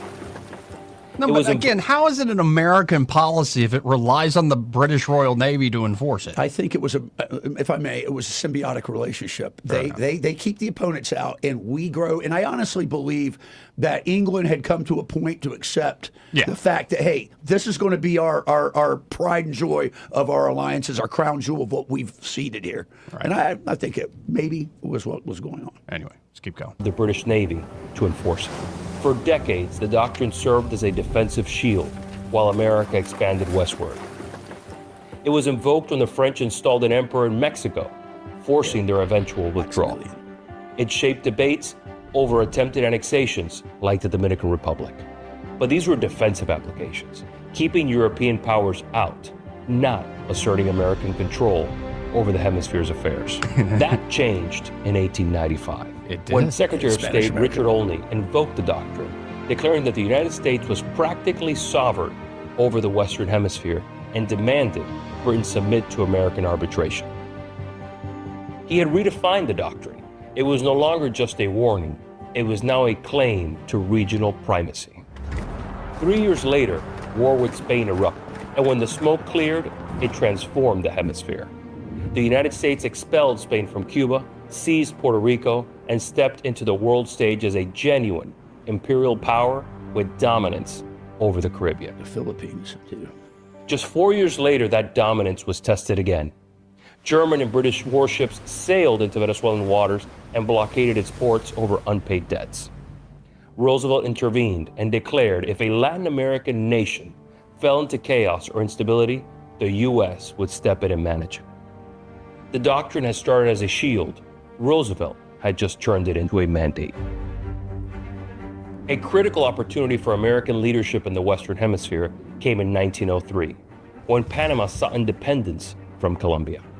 Both Europe and the U.S. had long wanted a canal in Central America, allowing ships to cross from the Atlantic to the Pacific. After a failed French attempt, the United States saw an opening in a region with shifting political dynamics. The U.S. backed Panamanian independence and secured a deal to construct, operate, and defend the Panama Canal. The waterway would go on to become the hemisphere's most critical artery for trade, a strategic asset for both world wars, and a testament to America's enduring leadership in the region. When Soviet missiles were discovered in Cuba in 1962, Kennedy didn't need to invent a new framework. He simply invoked the doctrine. The weapons had to go. 13 days of the most dangerous standoff in human history ended with the Soviets backing down and removing the missiles from Cuba. Yeah, I know how this is a short video, so they're just brushing over that. But man, what a time those 13 days must have been. Listen, I read a really interesting book. It was written by, I can't remember the guy's name, but he was a Yale scholar, and he talked about the fundamental linchpin that were served and how when Khrushchev backed down, it sealed the fate that they were second fiddle at that point. And just a profound, different world. And you know, Joey, people say, oh, it was a very dangerous time. It was, 2 minutes to midnight on the destruction clock. Mm-hmm. I would argue it was probably the safest time in the world that we've seen up to that point compared to what we have today with the asymmetric threats. So it's a different kind of world. Yeah. Oh, no, but again, like when you go, well, what is Trump and Rubio and Hegseth and the vice president, what are they even talking about? Mm-hmm. It's like I like that the State Department has presented this history. It's like this is they get it. Something that has long tendrils back to our very beginnings, and it's time to reassess the doctrine and the deal. And with the world's demands today and technology, rare earth minerals are abundant in South America. It's important that we secure this area and continue to grow. And isn't it nice to see all these countries like Chile, Argentina, Bolivia, Bolivia, which used to be socialist, all of them now have come around to the idea of... It's almost like you cut off USAID and all these liberal and socialist, all these progressive socialist governments collapse. You may be on this. It's like they get, all of a sudden they get real unpopular. Yeah. They've been propped up by socialists. Weird and fascinating. Let's finish this out. Yeah. Reagan applied the same logic to justify opposition to Soviet-backed Sandinista regime in Nicaragua and other Marxist groups, arguing that ideological threats required the same response as military ones. Fast forward to the modern era, where the doctrine has found its latest champion in President Trump. Through the execution of Operation Absolute Resolve, the United States seized Venezuelan dictator Nicolás Maduro, transporting him to American soil to answer for charges of narco-terrorism. This calculated maneuver delivered a resonant signal across the hemisphere, punctuated by President Trump's own declaration. Under our new national security strategy, American dominance in the Western Hemisphere will never be questioned again. Over 2 centuries, Monroe's declaration had shaped U.S. foreign policy across administrations and throughout fundamentally different geopolitical eras. What began as a warning to European powers evolved into a framework for regional dominance, one that remains the cornerstone of American strategy in the hemisphere today. Ken, that was put out by the State Department themselves. Outstanding. Yeah. And more stuff like that, please. Like, that's cool. Like, get on top of the content creation that's truly, like, educational. And instead of opening clinics for transgenderism in Kenya, right? Right, something like that. Anyway, let's go to line 1. You're on there. Who's this? Soldier Boy. What's up? No, Soldier. Hey, Troy, guess what I saw yesterday in Walmart in a grocery store, in the grocery section? Hopefully it wasn't wearing spandex. It was not. Thank God he was not. Okay. It was a veteran of the Korean War. Oh, man. Wow. Yeah, those are, you look and you... Those are rare. Yeah, it's very rare. What'd you do? Did you go and talk to him? Yeah. I went over to him, being a retired veteran myself. Sure. And I talked to him. I said, so you were... He said, yeah, I did Korean War. I said, how old are you? Because he looked like he was maybe in his early 80s, maybe. Yeah. He was 94 years old. Boy, he was still getting it, though, wasn't he? Still getting it, and, he didn't have a walker on him. He was holding on to a grocery, and he was in the frozen section doing his own thing, That's great, man. But I looked at him, and he goes, he looks at me, he says, well, thank you. He told me. Thank you for your service. Yeah. Thank you for my service. I said, no, sir, thank you for your service. Because if it wasn't men like you, I wouldn't have had a military to serve. That's right, brother. Yeah. And it's always, people forget, those are the ones that become before us, the ones that allowed us to have something to be a part of. Amen, brother. Yeah. And they just don't understand. No, you're right. And Soldier Boy, I'm very glad you did that, because don't ever pass those people by. It's stop and talk to them. And it's just we're losing so many now. I mean, our greatest generation is nearly extinguished, it seems like, and now we're down to these, and then Vietnam after that. Well, my dad, I tell you a little story about my dad. My dad got drafted, right? Yep. So you watch Jane Fonda. Mama had to watch on Golden Pond down the street. He wouldn't let put it. Yeah, that's how my dad was too. Okay. About and her. he didn't think much about Muhammad Ali either, because he said, at least Roger Staubach went in the military. Elvis, even though he worked an office job, he went in the military. Yeah. There's a lot of people that had big careers and movie stars. Like Jimmy Stewart, for instance. Jimmy Stewart was a hero. Exactly. John Wayne. There's a movie coming out about Jimmy Stewart doing that. It looks good. John Wayne, not so much apparently, right? So my dad gets drafted, right? And he's like his son, Soldier Boy Jr. right here. He's a lover, not a fighter. He got drafted by the Army, and the next day he signed up and went to the recruiter's office and signed up for the Air Force. Hey, he's smart. That's how you got it. Oh, he was smart. And you know what he did? He ended up doing 30 years. But you know what he had the greatest thing in history, an opportunity to do? What did he do? He was a senior master sergeant, and most crew chiefs on aircrafts, are usually like staffs or techs at the most. Right, okay? E7s, E6s. Yeah.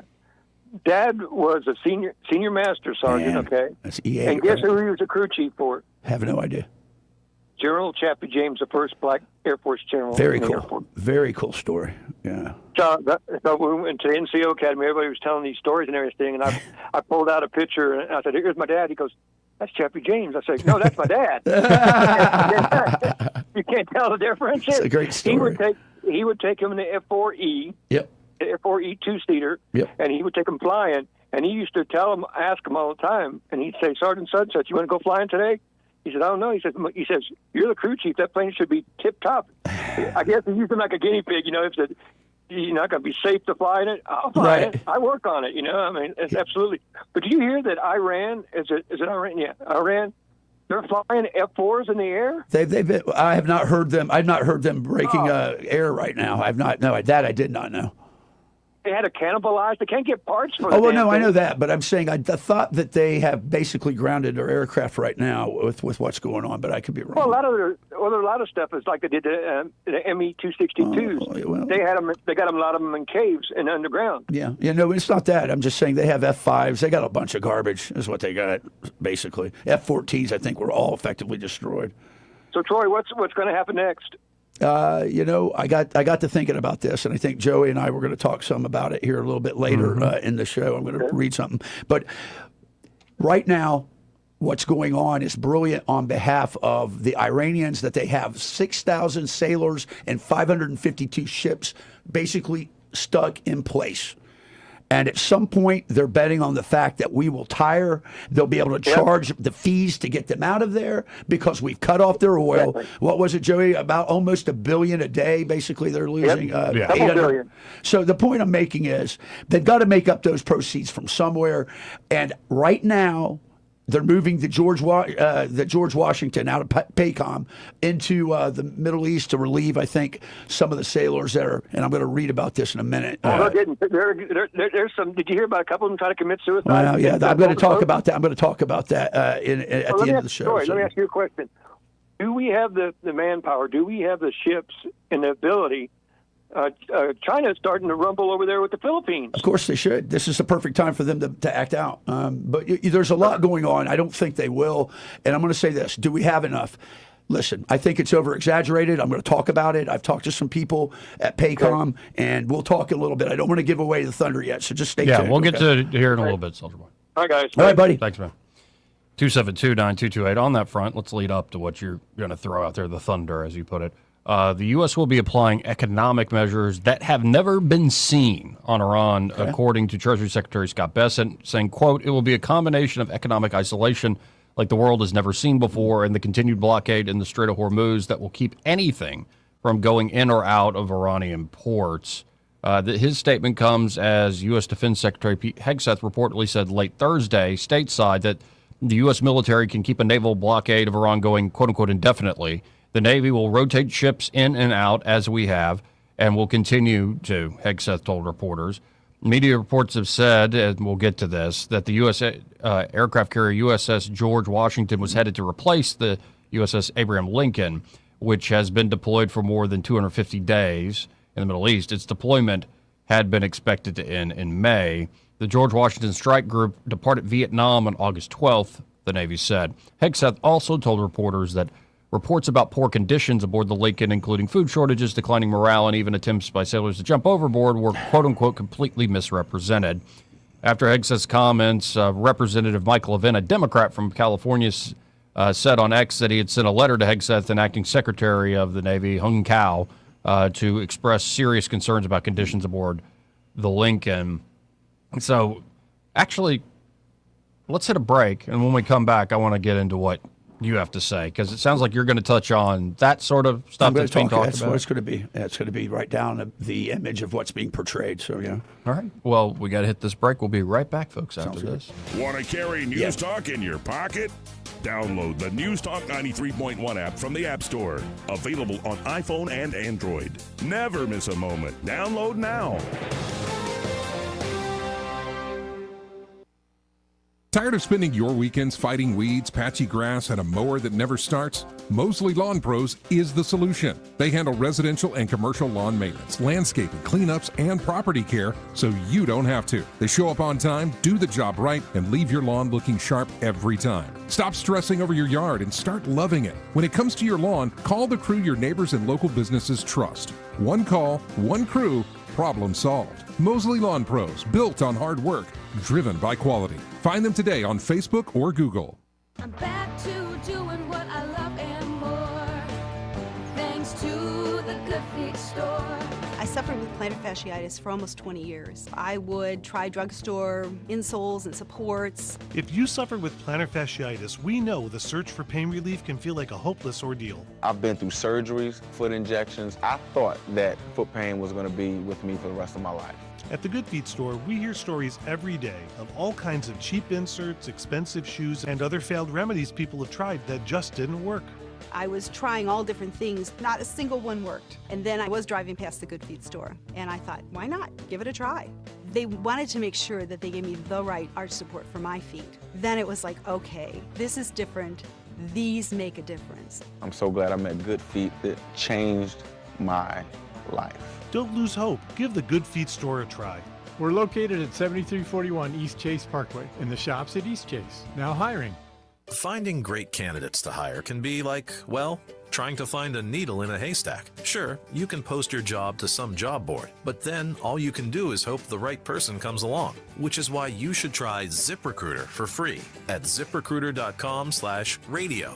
ZipRecruiter doesn't depend on candidates finding you. It finds them for you. Its powerful technology identifies people with the right experience and actively invites them to apply to your job. You get qualified candidates fast. So while other companies might deliver a lot of hay, ZipRecruiter finds you what you're looking for.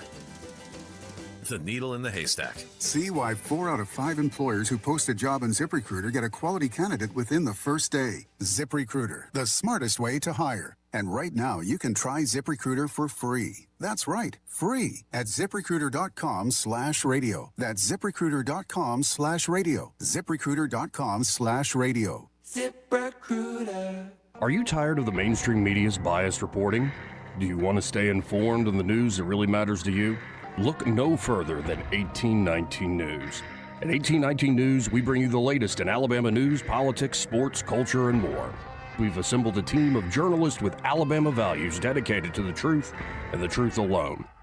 Visit us at 1819news.com today. That's 1819news.com. Subscribe to our newsletter. Honest News, Alabama Values.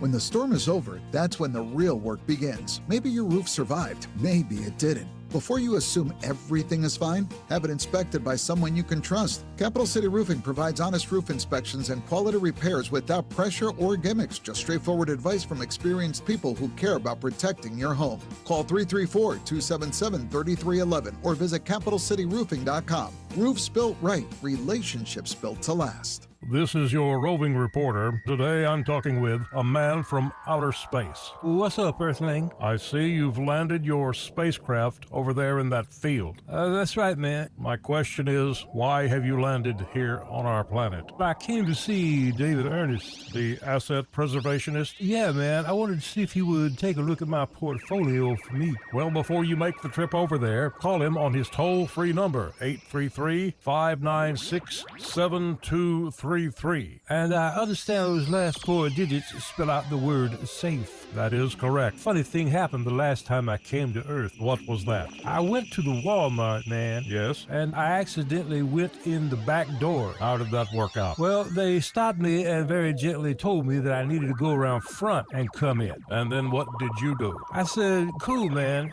Take me to your greeter. You flew millions of miles just for that. Hey, man, I don't ride them. I just read them.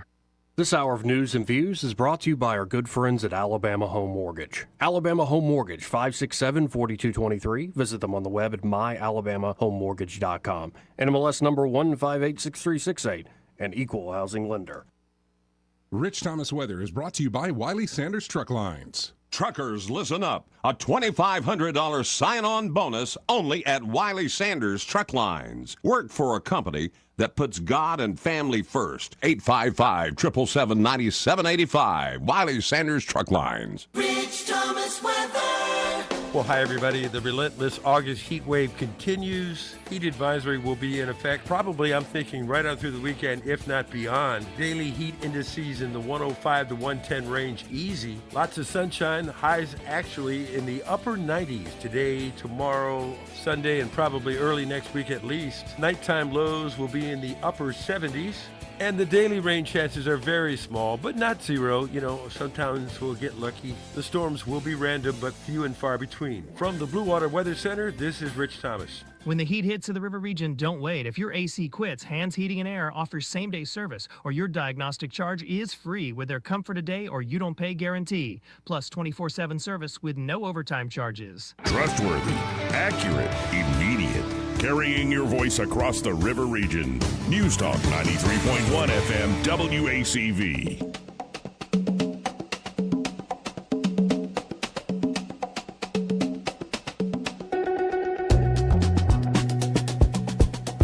Welcome back. Man, it is coming down outside. Just a little bit, folks. Like some pretty hectic thunder going on out there. It reminds me how thin these walls are. In a studio? All right. Goodness gracious. But let's get right into it, because I've heard this for days, that there was stuff going on with the USS Abraham Lincoln, like people were going to commit suicide, like jump off the ship, and like morale's low, and that's just what the press was putting out there. But sure. You wanted to address it. Well, what I did is I watched it every day build and build. I thought, well, what's going on here? So I made a call up to the Pentagon. A good friend of mine works in Hung Cao's office. I won't say his name, but he was affiliated with the push for Major James Capers. And he shared with me some of the details, and it was completely fabricated out of TDS writers and so forth. But here's a story. It's called The Gentrification of War, the Pussification of America's Military. 260 days at sea, Joey. 260. That's the number the Associated Press, in its course of hand-wringers, have decided is the breaking point for the American sailor. The carrier is out there, downrange, doing the nation's business. Yet the story is not about the mission, Joey. It's about its discomfort for its warriors. It's about the stressors, the Red Cross calls home, and the sudden discovery that 9 months away from the comforts of shore is somehow an intolerable hardship for a sailor. The article questions the integrity, this is a quote, the integrity and discipline of the crew, as if the real problem is the men and women standing the watch instead of the soft culture that now surrounds them. I have news for the authors of that piece and every lawyer, staff officer, and Democratic liberal ready to jump on it and use it. 260 days is not a crisis make. It is a partial deployment. I spent years in Iraq, Afghanistan, and across Southwest Asia and parts unknown. Years, not 9 months, with a mid-tour leave and a stress card in the pocket just in case. Real grueling years of continuous operations, of coming home only long enough to change uniforms and go again. No Red Cross interventions, no public lament about how long I served. The mission did not pause because someone missed their family reunions. The mission continued until it was finished, or until your body came home on the proverbial shield. This is the standard of the greatest generation, and they understood it without having to be told. They deployed They stayed until victory was secure, 1941 to 1946 in some cases, 5 years away. They came home a victor or on their shield. There was no negotiated 9-month limit, no institutional permission to declare the tour too long or too arduous. They understood that the purpose of the force is to break the enemy's will and his capacity to fight, not to manage the feelings of the force while the enemy keeps his powder dry. We have forgotten that lesson because victory itself has defeated us. We've become soft. After the great contest of the last century, we allowed comfort, process, and ideology to replace knowledge and hard-earned edges that actually wins wars. The culture has grown soft. The language grew therapeutic, and an insurgency took root inside the wire. People who believe the highest duty of a warrior is to remain emotionally intact rather than remain lethal. These soft socialist, communist insurgents parading as political leaders do not want nation destroyers or enemy killers. They want manageable personnel, useful pawns, useful idiots. They want nation builders, social workers with rifles, and carefully balanced demographic charts. They do not want the nation destroyer. They do not want the kind of man who will close with the enemy, find, fix, and destroy, get coffee breath close, and finish him. The DEI apparatus and the lawyers who enforce it have spent years sanding the edges off the force, teaching young leaders that the greatest risk is not enemy fire, but an unguarded comment or an unequal outcome. When those same young leaders then complain that a carrier deployment is too long or conditions are unfavorable, the same apparatus rushes to validate the complaint. Of course it does. Validation is the only product they sell. I did not get a reprieve for the first year in theater or the second consecutive tour. The calendars simply kept turning while the work continued. That is what service demanded of us. Sure, there were stabilization breaks, several months, but once again, you're thrust back into the breach.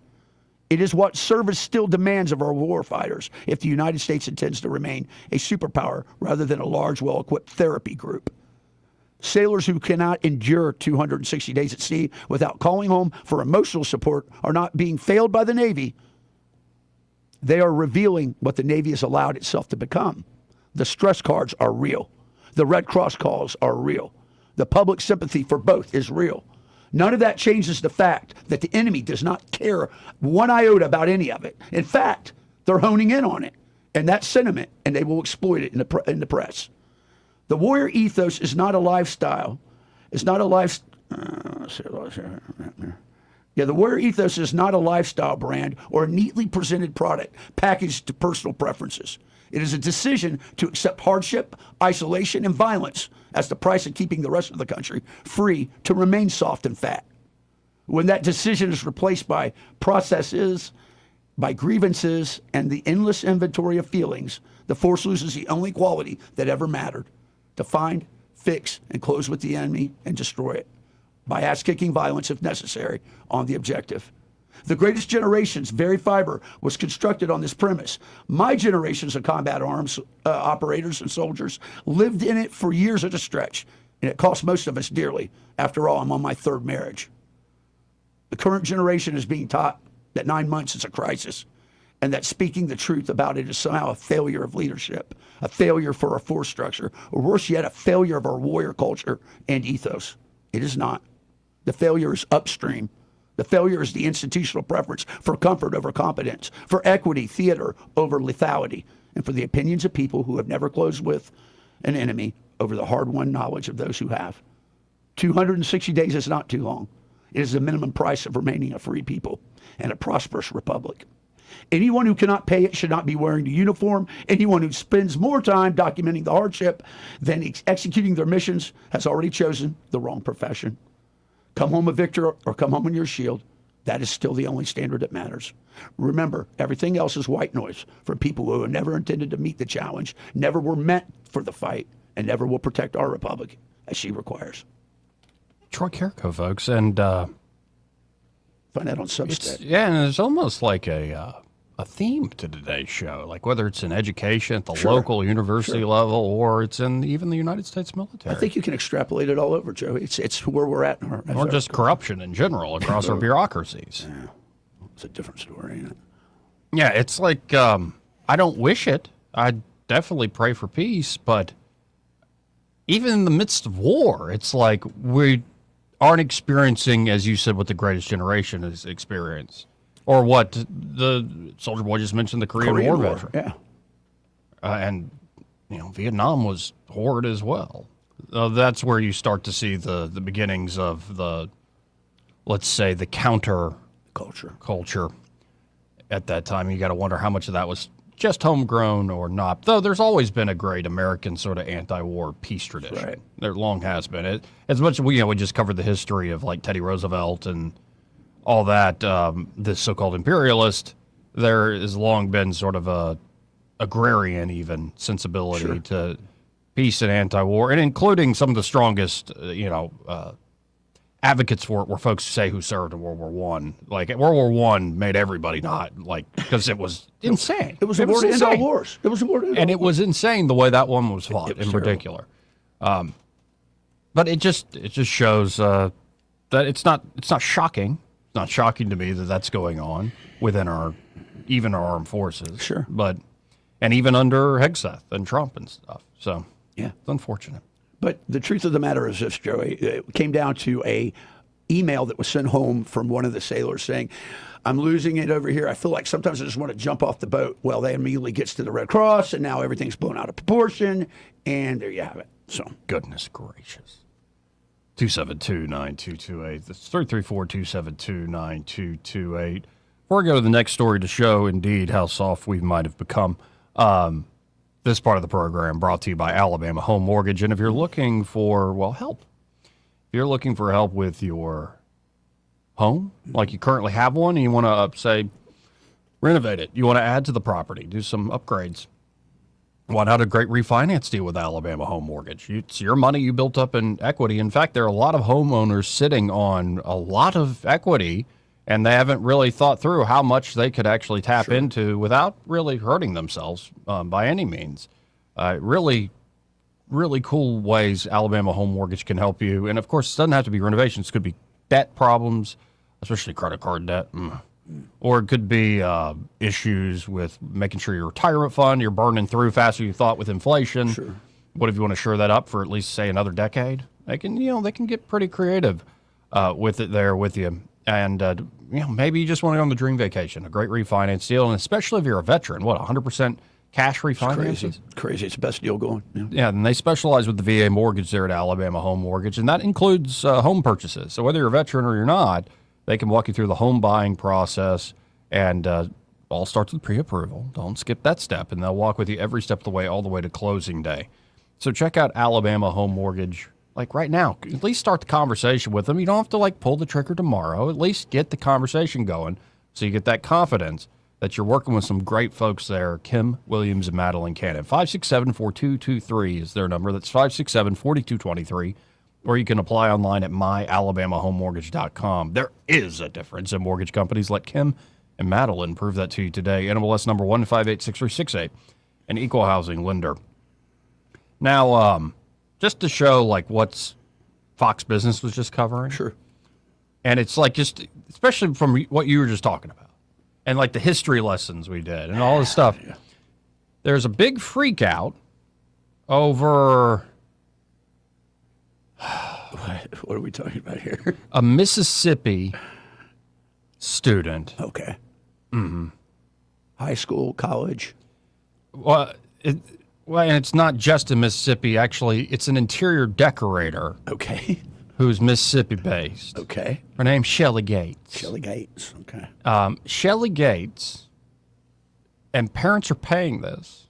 Okay. Shelly Gates charges up to $20,000 to transform a cinder block dorm space into a TikTok-worthy study sanctuary. It's Ole Miss. That's my beloved Ole Miss up there. Yeah. Gates is a former elementary school teacher who named her business Mary Margaret Designs after her two daughters. Okay. And if she looks familiar, it's because you might have seen her on social media where Gates' dream dorm designs have racked up over 26 million views. Okay. She charges $20,000 for this and does 15 to 20 dorm rooms each year. You do the math. That's pretty good. That's pretty awesome. She better be calling Austin Baranco. A few months' work and you're what? Woo.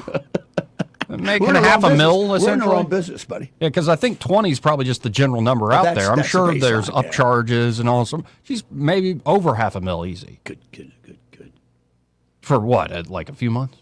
If that? Like And a month or two? Well, and she has probably packages already. So she's like, okay, you want that one? We got everything. Let's go. Oh, and it gets back to Alabama, Row Tide. In the 3-minute TikTok, an unnamed blonde freshman in a hot pink workout set walks into her new pad in the Presidential Village 2 dorm at the University of Alabama.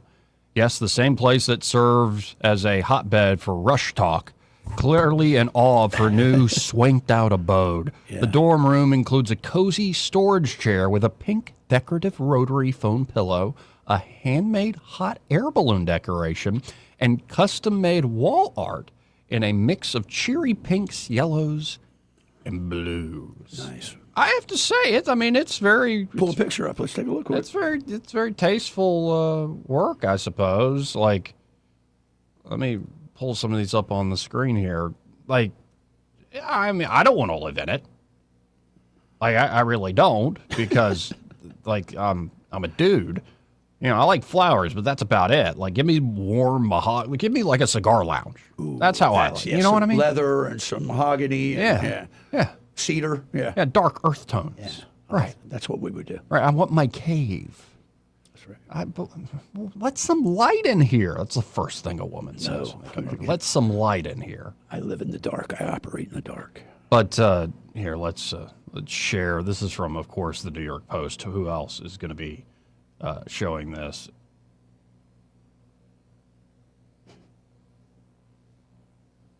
Hold on. It's trying. Too many people hitting it. Here we go. All right. I mean, look at that. Look at that the throw pillow set. Just perfectly arranged. And there's the pink rotary phone. Okay. That's and that's Gates. That's Shelley Gates. $20,000 for that, huh? Yeah. What a deal. And that's the young. Totally. I see her doing it. Look at that big chain around her neck. Yeah. Look at that platinum blonde hair. Pearls of wisdom come from her hands. I mean, it's a lot of money, man. Man. We are seeing so many girls wanting pastels, bright colors, fun patterns, and just rooms that feel like them. Most dorms start out with cinder block walls and fluorescent lighting, and honestly, they can feel a little cold and intimidating. We love taking those spaces and making them feel warm, happy, and like home. Nice. She also added that this year's new students are getting a little more confident in mixing patterns and colors instead of playing it safe, and I absolutely love that. Because I have an upcharge for that. Just all the different ways. Yeah. Like, and again, this is what you want. The reason you go and you defend the nation is you want people to be able to do this. Pursue your happiness, If that's so to what speak. it is. I'm happy. I'm okay with that. Yeah. Yeah, but there were a lot of people on social media that were kind of like, celebrating the white entitlement and all that stuff. Yeah. Stuff like that. Yeah, whatever. Yeah, the folks just kind of being snarky. The best business model going in this country in any industry is convincing people with disposable income that they need something that is completely unnecessary. Yep.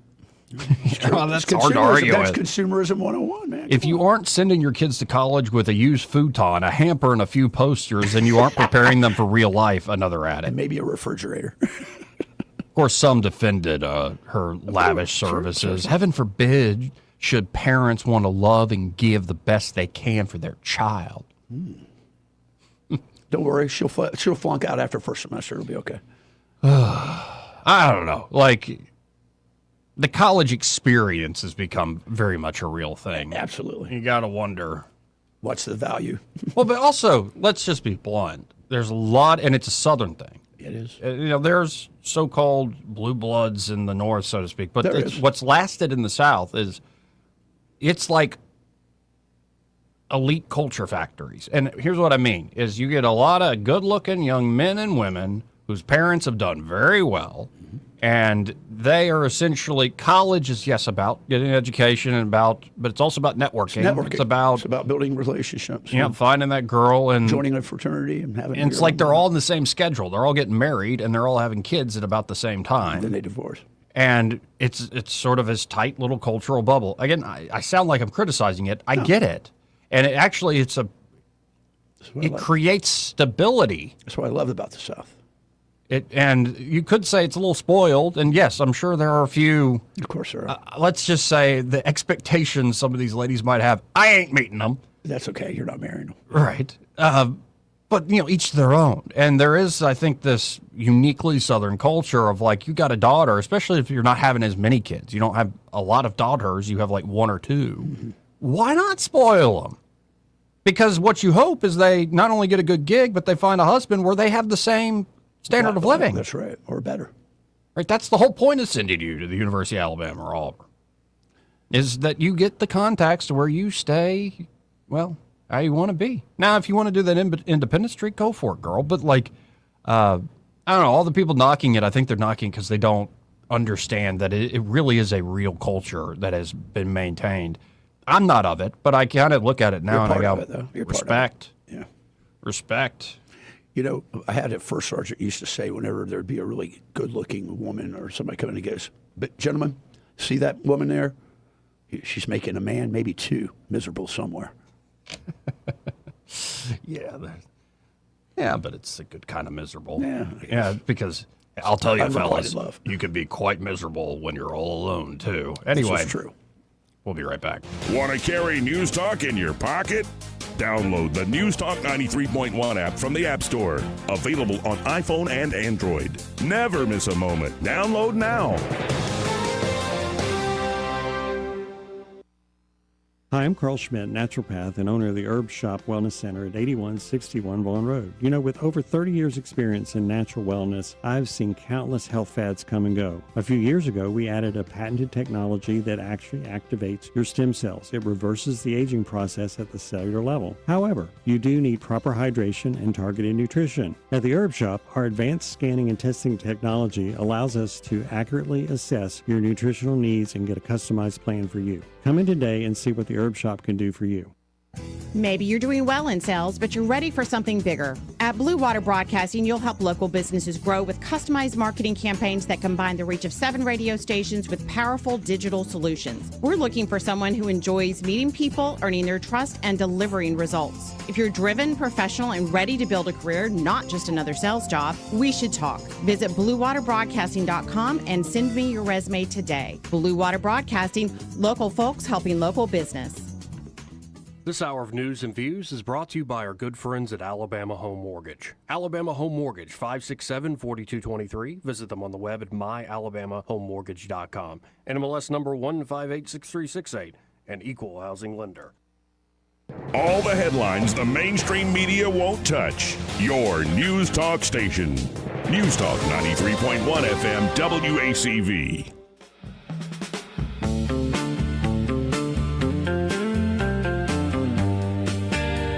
Joey Clark.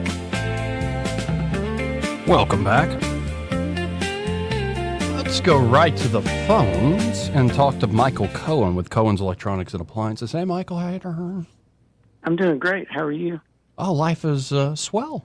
We were just talking about, would you spend $20,000 to make sure your daughter's new dorm, say at the University of Alabama, was just decked out and fabulous? That's negative, Ghost Rider.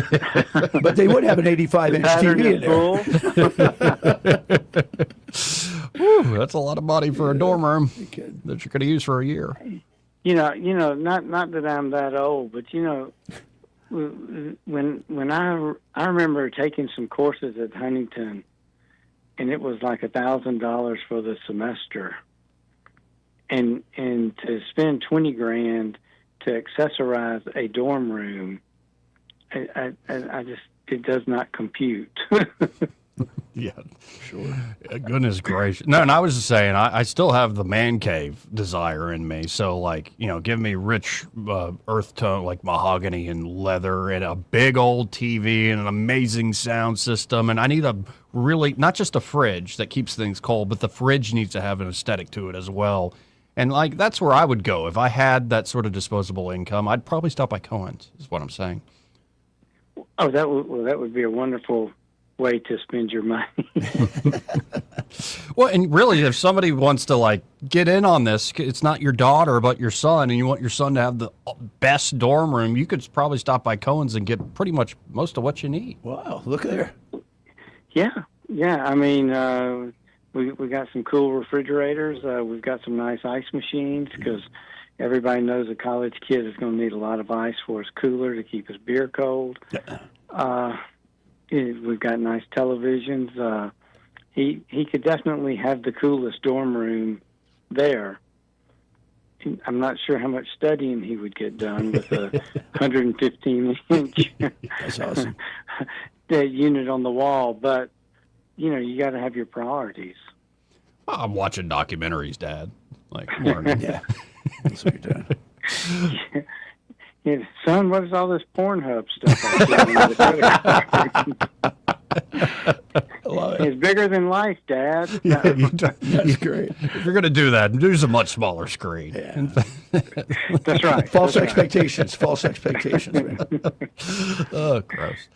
So check out Cohen's today, folks. No, really, whether it's on the electronic side or if you are looking to, say, build out a kitchen or it's time for a new fridge, new washer dryer unit, they've got all sorts of great products, but the true difference there is often the service. Like, they've got the great products, but you can call them, say, down the road, years down the road, something's wrong with my washer dryer unit. They'll come out. They'll help you out. They'll take your call. That's right. That's right. That's the biggest thing that we try to do is we do want to take care of our customers after the sale as well as before the sale. We did a 100-inch install downtown Montgomery yesterday, and it went on the third floor, and the stairwell was maybe 3.5 feet wide, and it wouldn't fit in the elevator. So, I had 3 guys that they toted it up the stairs to the landing, made a U-turn, went up the rest of the stairs to, and they had to do that twice. And then they had to put it in the room on an articulating bracket, and, they spent the better part of a day there, but they got it done, got everything done that the customer needed done. They had a, I forget what you call it, but it's a sound bar with a camera in the middle so that you can do your Zoom meetings. Oh. And they got that attached to the bottom of the television, so it tracks. When they pull the TV out and rotate it left or right, the sound bar and the camera go with it. So anyway, it worked out really well. But there's not a lot of people that would want to try to get a 100-inch television up the stairs in that configuration, and but they stuck with it. And they got it done like they're supposed to. And we're proud of them. Oh, I love hearing that, folks. Y'all get by Cohen's today. Of course, you can always shop online at thinkcohens.com, but you really should stop by the Boulevard, 2515 Eastern Boulevard.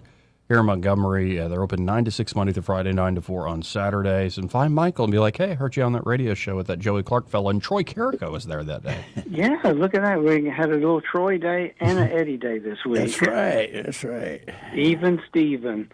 So anyway, y'all have a great weekend. Come see us. You too, Mike. Yeah. Take care. 272-9628. Now, as we were talking here, and I guess I'll have to check this out in the break, Sky Mosley brought in more flowers. I see that. I guess the word's out that I like flowers now. There's a note on it. What's it say? Yeah, there is a note on it. Well, how about this? Let's hit a break. Let's check it out. That's right. Final hour coming up. Broadcasting from the Riverside Chevrolet Master Control Center, this is WACV Cusana, News Talk 93.1 FM. When it's Chevy, it's Riverside. With SRN News, I'm Bob Agnew in Washington. A major change is on its way to the Navy's aircraft carriers. President Trump ordering the Navy now to remove the more advanced electromagnetic launch system from its newest aircraft carriers and return to the older steam catapults. The president has long criticized the new system as being less reliable. Tropical storm Layla has formed in the Pacific Ocean and is expected to become a hurricane while approaching Hawaii's Big Island. It could bring heavy rain and flooding over the weekend. The storm is forecast to bring rain to the Hawaiian Islands starting late tonight, as well as high winds and dangerous surf, according to the National Hurricane Center. Japan today is dealing with record flooding that's blamed for at least 4 deaths so far east of Tokyo. Heavy rains have forced people out of their homes while leaving thousands stranded at a major airport. Stocks appear headed for a losing session. About an hour and a half from the close, the Dow is down by 97 points. This is SRN News. Full speed into summer, and if you're thinking about buying a home this year, here's what you need to do first. Get pre-qualified. Not once you found the house, now before you even start looking. Here's why. In this market, houses sell in days, sometimes hours. The buyers who win aren't the ones with the highest offer. They're the ones already approved, ready to move, with a lender who can actually close. If you're not pre-qualified, you're a week behind. Maybe that house is gone. Well, I want to tell you about Fellowship Home Loans. For over 20 years, my friends Mike and Brian, guys that I've worked with, they've built Fellowship around one thing, getting loans done for real families with unique situations. They use programs and options that typical lenders don't take the time to explore. Down payment solutions that fit the way people actually live. Everything's done in-house, one roof, one team, all with a servant-led mentality. Get pre-qualified today. Go to fellowshiphomeloans.com/Mike G or call 800-510-MIKE. Fellowship Home Loans, mortgage lending by the book. Nationwide Mortgage Bankers, DBA Fellowship Home Loans, Equal Housing Lender, NMLS number 819382. Rich Thomas Weather is brought to you by Mr. Electric of Montgomery. Mr. Electric, we've got the power to make things better. Visit MrElectric.com. Rich Thomas Weather. Well, hi, everybody. The relentless August heat wave continues. Heat advisory will be in effect probably, I'm thinking, right on through the weekend, if not beyond. Daily heat indices in the 105 to 110 range, easy. Lots of sunshine. Highs actually in the upper 90s today, tomorrow, Sunday, and probably early next week at least. Nighttime lows will be in the upper 70s. And the daily rain chances are very small, but not zero. You know, sometimes we'll get lucky. The storms will be random, but few and far between. From the Blue Water Weather Center, this is Rich Thomas. 1819 News.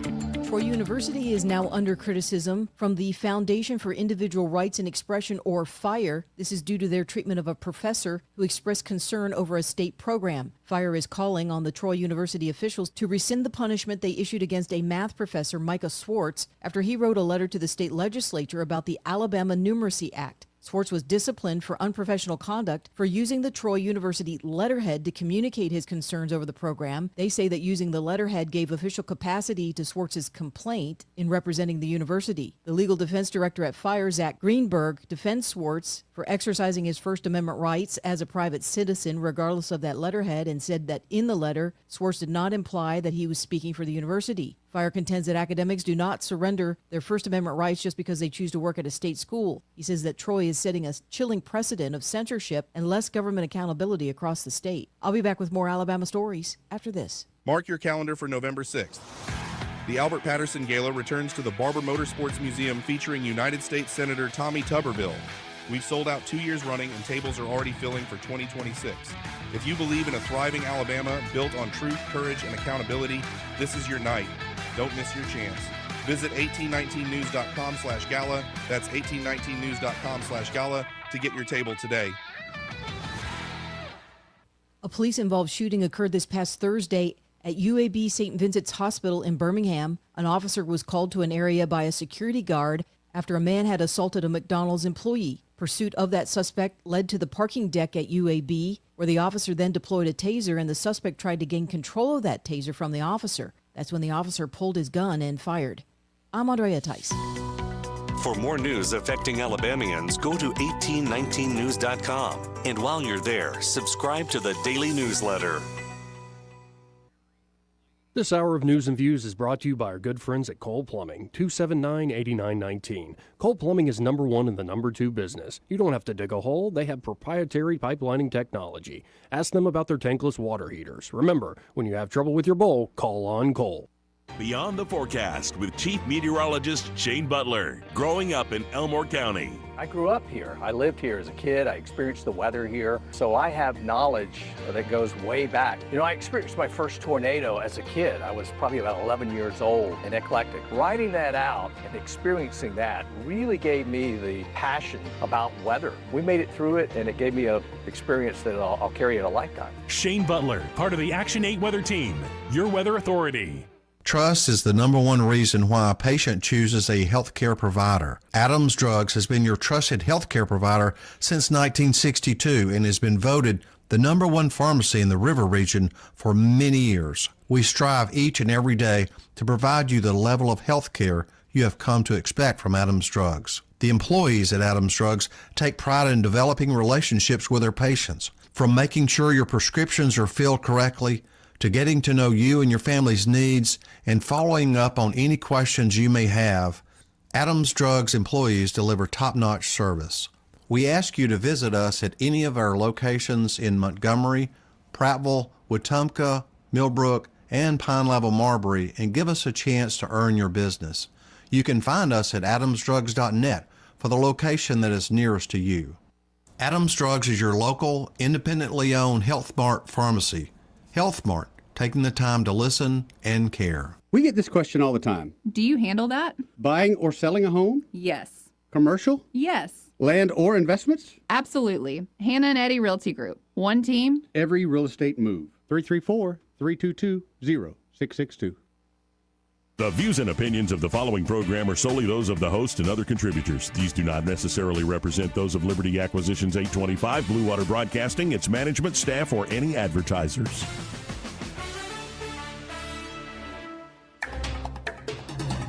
It's time for Montgomery's conversational radio show. It's news and views on News Talk 93.1 FM. To join the conversation, call 272-9228.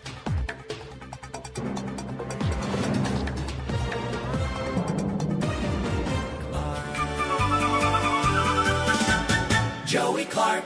Okay, so we got the we got the note here. Like, if you can see on the stream, the flowers are expanding, and like we just had a whole huge, beautiful arrangement delivered. It's very nice, and it was delivered by Vicky from Chappie's. Thank you, Vicky. You're awesome. Hiya, darn, to quote Jack Campbell, and love all the folks over there at Chappie's. I know Good you folks. do. You're a regular. And it came with a card, and it says, "We heard you had began to enjoy flowers. Here's some to get you through the weekend. If you need anything, let us know." From Ashley Cummings, Martha Ray's florist. Nice. The owner over there apparently is Jeffrey Horton, it looks like. Not here from the Mike's. handwriting. Not Mike's, right? And, well, thank you, guys. I definitely will be in touch with y'all over there on Mount Meigs Road. But I appreciate the flowers. Very nice. That's very sweet. I need to start buying more randomly for people. Especially, like, I don't know, let's workshop this on air. What would you do if all of a sudden flowers showed up at your door? And it wasn't like, there's no note or anything like that. It's just like, or the note is just like, "Have a nice day, sir." Was it so? It was addressed to me, or Yeah. it could have been for Robin. I'd be like, "Who's the gay person in these flowers?" Robin, I don't think these are for me. I think these are for you. No, I like, you know, you and I are both fans of Oscar Wilde. I see the aesthetic beauty in them. It's about aesthetics. I don't know. I think it's even like the most like stone-faced, hard How exterior could that not? person. Yeah. All of a sudden, like somebody just brings here. This is for And then you. a kitten jumps out, and you're like, "Oh, that's so nice." Well, that's so sweet of you guys. No, but thank you to Ashley and the team there at Martha Ray's Florist. Outstanding. Look I'll at 'em. definitely have to stop by. And yeah, I like what y'all brought. Thank you so much. Anyway, nice. Let's see what 1819 News is throwing out there. They always update. Yes, they do. 2:00 at 2. And Troy University, by the way, declines to comment on disciplined professor. Troy remains committed to free speech and academic freedom, is all they'd say. Generic response. And, we've got an ADOC story, so you know it's going to be a little juicy. Always juicy. Again, from Craig Munger. Everybody else must be on vacation. Craig's all right. A lot of He's just stories. out there slinging them. But the Alabama Department of Corrections recently conducted a search warrant in Montgomery, leading to the arrest of a man and the confiscation of 19 pounds of marijuana and $30,000 in cash. He's doing some business. That's a lot. It is an awful lot. Here, let's pull up a photo of this so folks can actually see this on the stream. Because you know how after they do these busts, they lay out all the stuff that they seize on the table. And gun, Yeah. So here is that. Oh, that's a lot of dope. That is a lot right there. The Alabama Department of Corrections again has arrested a man, confiscated 19 pounds of marijuana, $30,000 in cash. Agents with the ADOC Narcotics Unit, K-9 Division, and the Alabama Law Enforcement Agency SWAT team executed the Friday search warrant at 8303 Fairhaven Lane in Montgomery as part of an ongoing investigation into contraband connected to Fountain Correctional Facility. The investigation stemmed from an arrest made several weeks ago involving contraband believed to be intended for Fountain Correctional Facility. That investigation led law enforcement to a residence on Fairhaven Lane. In addition to the drugs and cash, investigators arrested former inmate Patrick O'Neill Perry, who's 32. Perry is charged with trafficking marijuana and was given a $100,000 bond, and that is Mr. Perry right there. Okay. And again, alleged. That's what he was charged with and stuff. But I try to think back what I was doing at 32. What were you doing? Smoking some dope. Smoking marijuana, probably. No, I mean, I would get the job done. I wasn't like a complete deadbeat. You know, you do your work, and instead of a beer, you smoke a joint. Yeah, right. You work, and then you get some food, and you watch something stupid and funny. You're not out causing any trouble. Right. It's not that unusual these days, honestly. But it's also, is that the best way to live? Is it? Yeah, it I depends. started to think, no, probably not the best way to live. Yeah, well, But- you corrected your actions. Anyway, how do you smuggle drugs into a prison? That much too. Yeah, I mean, I Hey, could you got a big- little bit, you got like, you know. big you can anal put it- cavity. I can take one more. Rectum. Gum. That's a lot right there. Pucker factor. Yeah.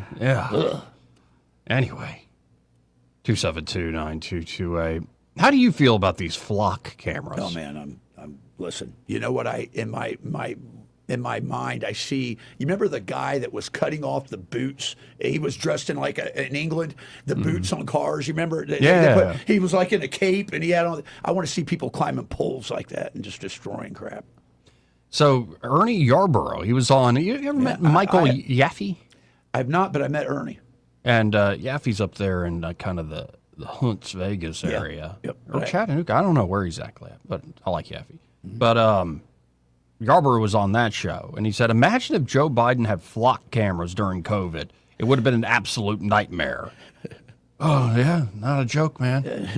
How did you get that guy? We have to be willing to make decisions based upon 40 years and not 4 years or 4 weeks. I support our police. I believe in backing the blue. No question that Antifa and BLM type stuff has created disastrous situations for law enforcement. I'm for fixing all that, but it should never be at the expense of the liberties and freedoms that are essential as an American citizen. According to Yarborough, the flock cameras are more than just vehicle tag readers. It makes digital profiles of your car. There's technology out there that through the flock cameras that they can pick up digital signals from your car and from your phone. When you string flock cameras together, all that amounts to a mass surveillance system upon our people. If the data is collected by private businesses to protect their area of private citizens on their property, no problem there. But that should never be accessed by a warrant. But that should only be accessed by a warrant. Agreed. If the government is the one selecting and mass surveilling their people, then what's even the point of having a warrant? It makes no sense. I think Yarborough's onto something there. Agreed. Yarborough believes citizens across the country should be fundamentally opposed to mass surveillance. I am adamantly opposed to the surveillance and tracking of our people. The solution is not just to surrender our freedoms to technology. It's to go back to the root fundamental cause issues and deal with them in that way. I think every American citizen and every Alabamian ought to be seriously concerned and fundamentally opposed to the idea of a mass surveillance system by our government on U.S. citizens. If that doesn't sound like China, I don't know what does. I think Ernie's right. I think it is too. But it plays into what we've been talking about today. Like the sort of the corruption, the softness, all this stuff goes hand in hand with, well, just put cameras up everywhere. That's right. We'll just monitor them. Like, because often people who are real soft, what do they want? Safety. Yeah. And that was really the whole word in the world when it came to COVID, safety. Safety. It was another fear of outside pressure. The fear of death, really, is what it was. Everybody in real time had to process that. Sure. And contemplate that on a mass scale. But if safety is your number one motivation, and if fear of losing your life, fear of, for your an existential threat. Yeah. Right. Fear can be healthy in the right proportion, don't get me wrong. Right. But it can also lead you to saying, like, nothing bad should ever happen. And you're like, well, I don't think life is that way. It doesn't work that way, no. Now, that brings me to Ross Douthat. He did his last podcast for the New York Times. Okay. And he's been a long time conservative. Yeah. But contributor. Columnist. And over the last, especially 2-3 years, I've really started to appreciate Ross. I just think he's a thoughtful guy. And to be in that sort of bastion of the progressives in New York, and he's carrying the flame for faith and for God and for, just some basic conservative, like, he's not a fire breather, he's not a flamethrower, but he's willing to ask the questions and talk to a lot of folks. And there have been a lot of moments, especially in the last year on his podcast, that when you see some of these people and they're dead serious. We other day played one, a Yale professor, talking about, the interests of children and parents diverge. It's like, shut up, you creep. But he's serious. And so I appreciate Douthat uncovering things. But he recently interviewed, have you I'm sure you've seen, I'm sure a lot of y'all out there listening have seen this fellow named Brian Johnson. Yeah, I have. Where he's trying to do the longevity stuff, like live forever sort of thing, like perfectly dial in his health. Like, now there was a recent story about Brian Johnson where for all the checks and the crazy regimen he has done, he had some autoimmune disease where his stomach was eating itself. Ugh. So it's like, you can't control everything, man.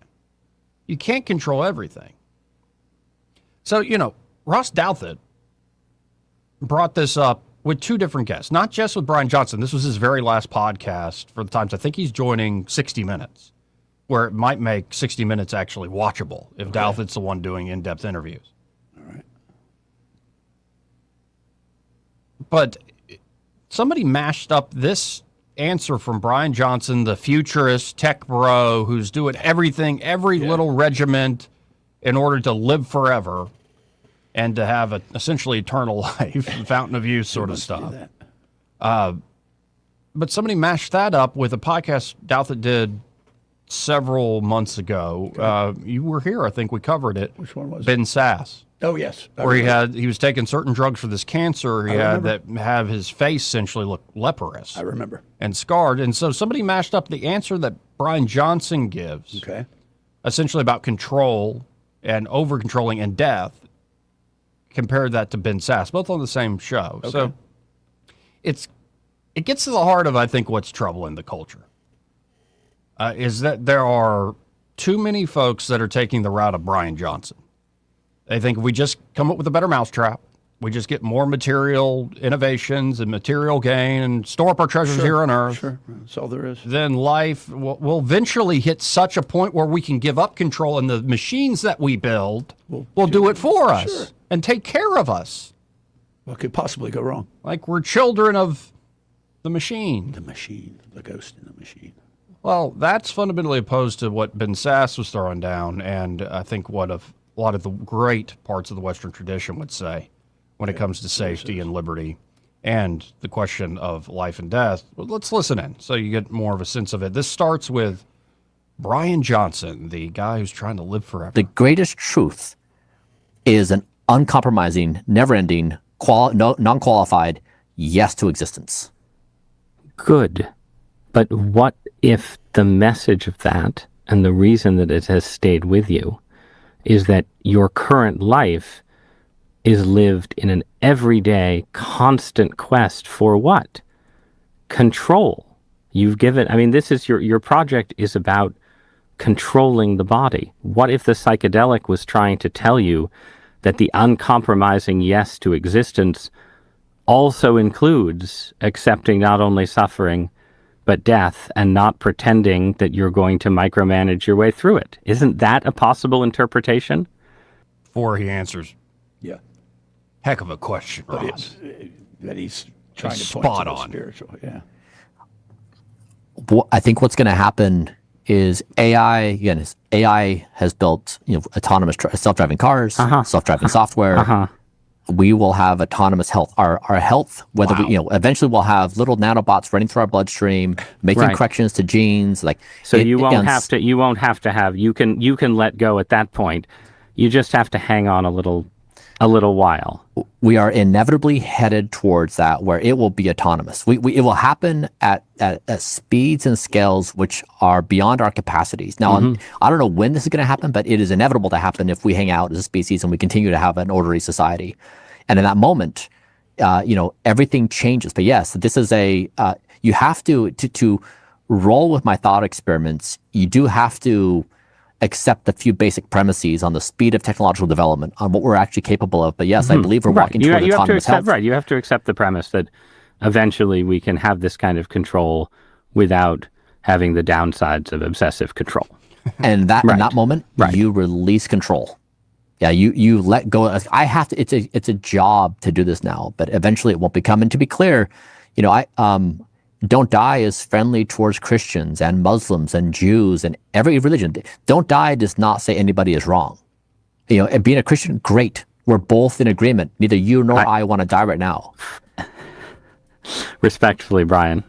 I mean, the affirmation is appreciated, but in the end, we'll find out.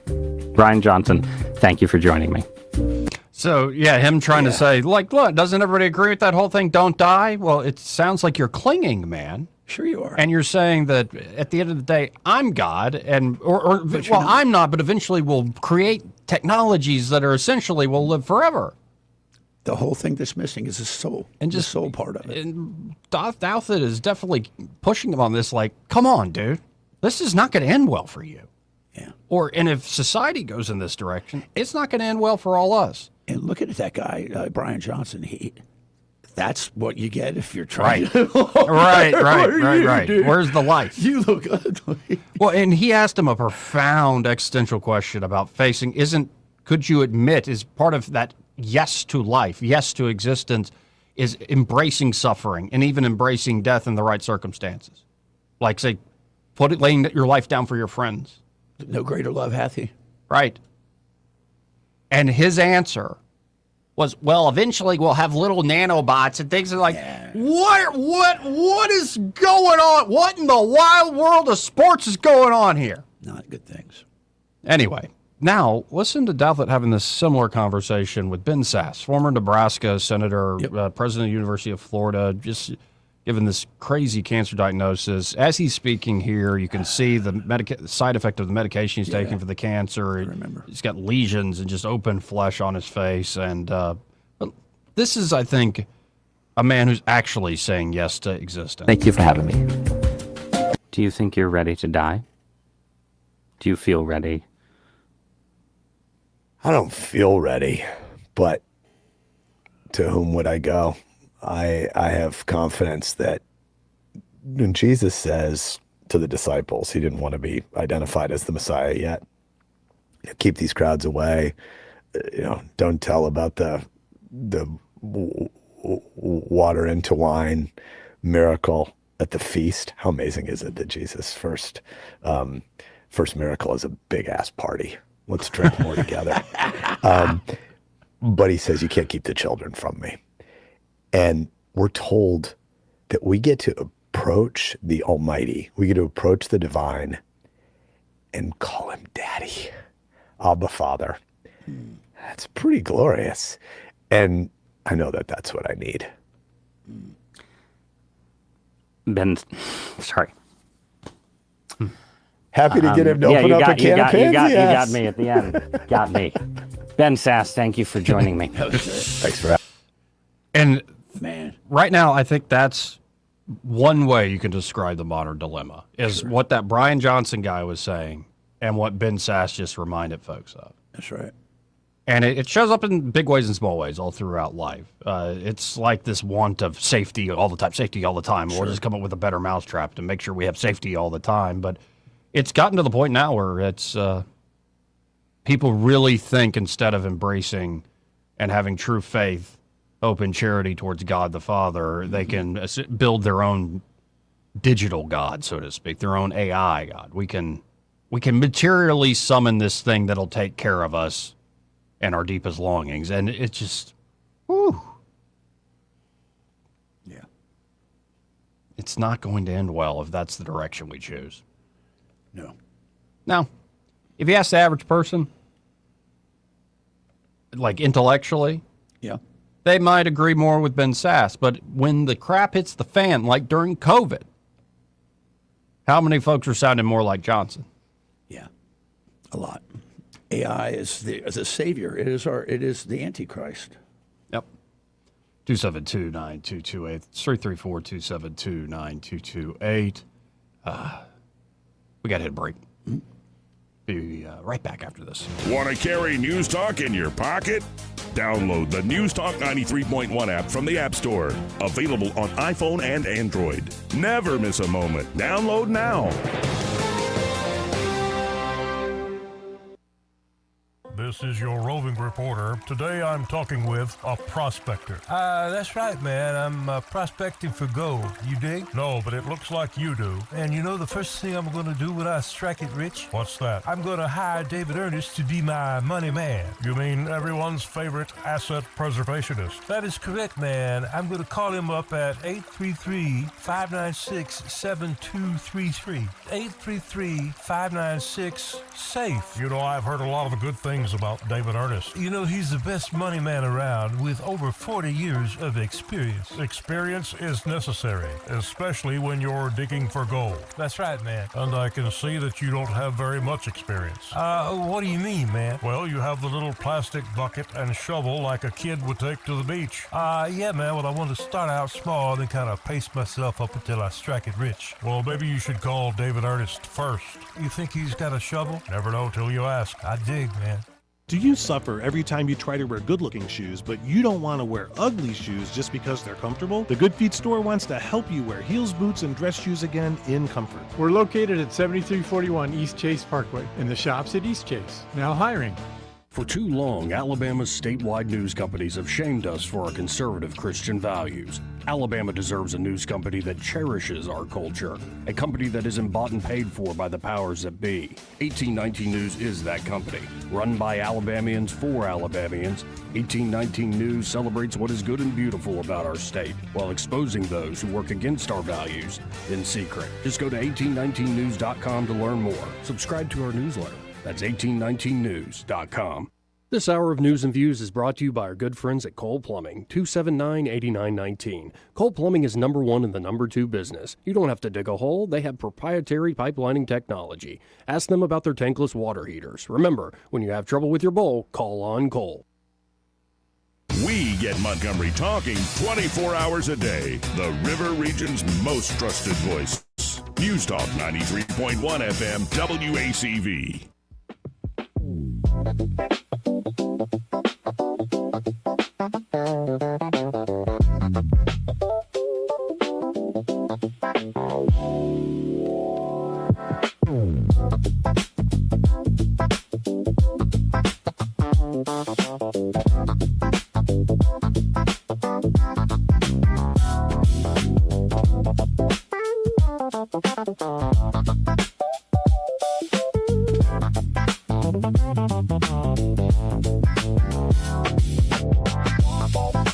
Joey Clark. Welcome back. I'm your host, Joey Clark. Troy Carrico in the studio. And did you see what Luigi did today? He pled guilty to stalking under federal law. Yeah. Well, I mean, he did more than that. What did he do? He pleaded guilty to federal stalking charges. Spare him. But he said, as he did that, I shot Mr. Thompson in Manhattan, and he died. I knew what I was doing was illegal. Mangiano's state trial is due to begin next month, but following today's plea, his lawyers filed a motion to dismiss state murder and weapons charges on double jeopardy grounds. Mangione previously pleaded not guilty in both his federal and state cases. In remarks after the hearing, one of Mangione's lawyers said prosecutors are trying to punish him twice. No, when the guy says, I shot Mr. Thompson in Manhattan and he died, and on a technicality of pleading guilty to federal stalking charges, now the state of New York can't find me guilty of murder, that's insane. I'm not a lawyer, but that's insane. The argument is made that the reason our legal system does such unbelievable things is because in order to preserve the integrity of the person and protect them from undue persecution, we've lost the sense of justice in our judicial system. And by the way, there are a lot of crazy broads outside the courtroom still want to have his baby. That's great. Like super fans. People talking about it as a revolutionary act. And he's been treated so unfairly. Sure. Anyway, that just came out today. But he literally said, quote, I shot Mr. Thompson. That's CEO of United Healthcare, Brian Thompson. I shot Mr. Thompson in Manhattan, and he died. Well, there you go. There you go. That's what you need to hear. And then said, I knew what I was doing was illegal. Yeah, no kidding. Wait, it's illegal to kill somebody in cold blood in broad daylight? Say it ain't so. Wow. Anyway, just it defies logic, doesn't it? It does. It does. Did you see this Abdul El Sayed? Oh, did you see him do the Blues Clue thing? Yeah, that was wagging creepy. his tail. He's a creep. Real creepy. He's real creepy. And there's a new angle of attack on him. Yeah, what's that one? And how does it said? Because he was mad that people are saying his full name, and he's like, if you're going to say it right, say it correctly. And he did some sound where it's Abdul Rahman. Yeah, yeah. Is it like a French thing almost? No, it's instead of accent aigu and al français, it is more about like Abdul. They roll down there. I can't do it. Huh. But this Democrat Senate candidate, Abdul Rahman, which means the strong, Mohammed El Sayed, is under fire after a report about his treatment of dogs. When he ran Detroit's animal control system. Dogs are worthless in Islam. They kill them. Yeah. This just surfaced yesterday. The Daily Mail published a report detailing how often the department killed dogs and cats under his watch from 2015 to 2017. He's a dirtbag. El Sayed served as executive director and health officer of the Detroit Health Department, a powerful post that put him over the city's animal control operation during some of its darkest days. Yeah. In a 2017 ABC News profile of his bid for governor, El Sayed pointed to his record as Detroit's health director, boasting that his team had, quote-unquote, rebuilt the animal control system. Sure. But according to records obtained by the Daily Mail, nearly 4,680 dogs and cats were euthanized by Detroit Animal Care and Control during the period when El Sayed was in his post at the Detroit Health Department. The 2015 numbers were particularly stark. That year, they euthanized 1,988 dogs and 272 cats, a total of 2,260 animals. The figure represents a 26.4% of all dogs euthanized in the county, according to the Michigan Department of Agriculture and Rural Development. While the department failed to publicly report its 2016 euthanasia figures, according to records, an exclusive report obtained by the Daily Mail reveals they had euthanized over 1,000 dogs and 29 cats that year in 2016. If one of the things I do, if I look at somebody and I know they abuse animals, I know that they're just useless person. Man. It's a sad aspect of that part of the animal control, but it seems like that's a little excessive. Yeah, I don't know. I think it's slightly excessive. Here's one for you, Joey. You might like to hear this one. Plans to ban white swimmers from a Berlin public pool trigger backlash. The Volksbühne, which is a theater was given almost $500,000 to put a public pool in. Yeah. The Berlin pool was forced to cancel an event, however, recently that excluded white swimmers after it faced a backlash. The Volksbühne, a theater in the city center, was allocated nearly $500,000 US dollars of taxpayers' money to open a people's swimming pool, which it initially pledged would be, quote, open to all seeking to cool down in increasing hot European summers. And it goes on, and there was an event that was scheduled for only black communities, and they weren't allowed. People's swimming pool. Germany, baby. Germans, Nazis. Germany. Did I ever tell you the time that I got that call from the German lady at the, I believe I told you this, at the embassy when I was working for UPS Heavy Freight? We had a package come into the Maxwell contingent of the Luftwaffe, and they were claiming it was computer parts, but they jingled and jangled like bottles. Yeah, and that was liquor. And she called me one day, and she finally got her way. And I told her, I said, let me explain something to you. My papa killed Krauts. You Krauts at the Battle of the Bulge in Patton's army. I said, see, you can pound sand. I hung up on her. I felt good about it, too. My boss goes, that was a little harsh. Roll Tide. Yeah. Now, whether it's El Said, and, I had Senator Britt in here on, I guess, Tuesday, and she was talking about how crazy that guy, not just that guy, but Hassan Piker in particular, campaigning with all these. He needs to be put down. Yeah, No, and I told the senator some stuff off the air. I'm like, oh, he said worse than what you're quoting, and she was a little aghast. He needs to be put down. At that. Like a dog. But here's the thing. With all the so-called radicalism of the left, and they're desperate, by the way, when you reel out Chris Matthews of formerly Chris Matthews. MSNBC. But it's now MS Now or something like that? It's MS Now. They rebranded. But they brought back Chris Matthews. That's how desperate they are to keep the socialism away. But the problem is, and this is from Kevin Roberts, the head of the Heritage Foundation, from James Carville to Bill Maher to Chris Matthews, the lack of self-awareness is incredible. These leftists enabled socialism for decades, and now they're shocked that socialist policies are mainstream on the American left. We're shocked, I tell you. Appalled. Completely shocked. Well, here's Chris Matthews. Just like, I don't know, this just screams of desperation. This is on Morning Joe. I've been thinking about this for days now. The DSA has done a favor to non-DSA Democrats, to regular Democrats who are regular members of the party. They've listed what they believe in. Their chair made that clear. It's in Peggy Noonan's column this week. It's very clear. We're going to get rid of ICE, not just ICE. We're going to get rid of the border. We're not going to have a border anymore. We're not going to effectively control people coming in and out of the country. And so I think we're going to get rid of prisons. We're going to get rid of the Pentagon. We're going to negotiate. Well, what happens when your hostages are your former diplomats, like what happened with President Carter? People take your diplomats hostages. What do you do then? What is he talking about? He's ranting right now. He's trying to make a point. He's groping towards the point. Get to it, Chris Matthews. You need an army. You don't like to have an army, but you do need to have one.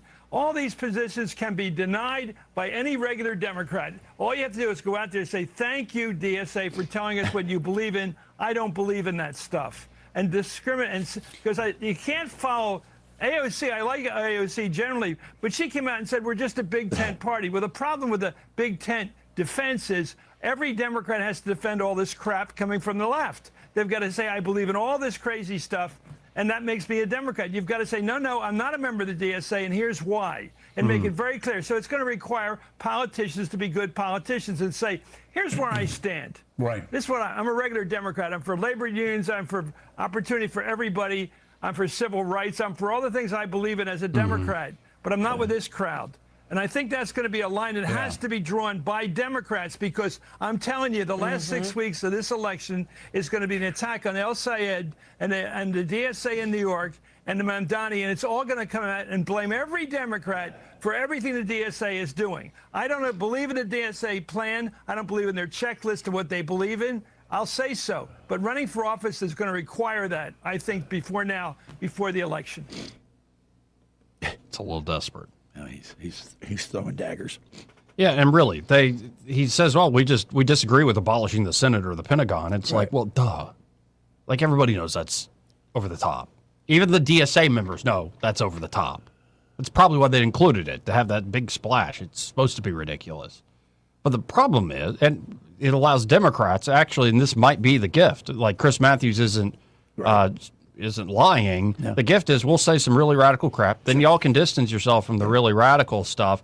And on 80% of stuff, let's call it 90% of stuff, we agree. We agree.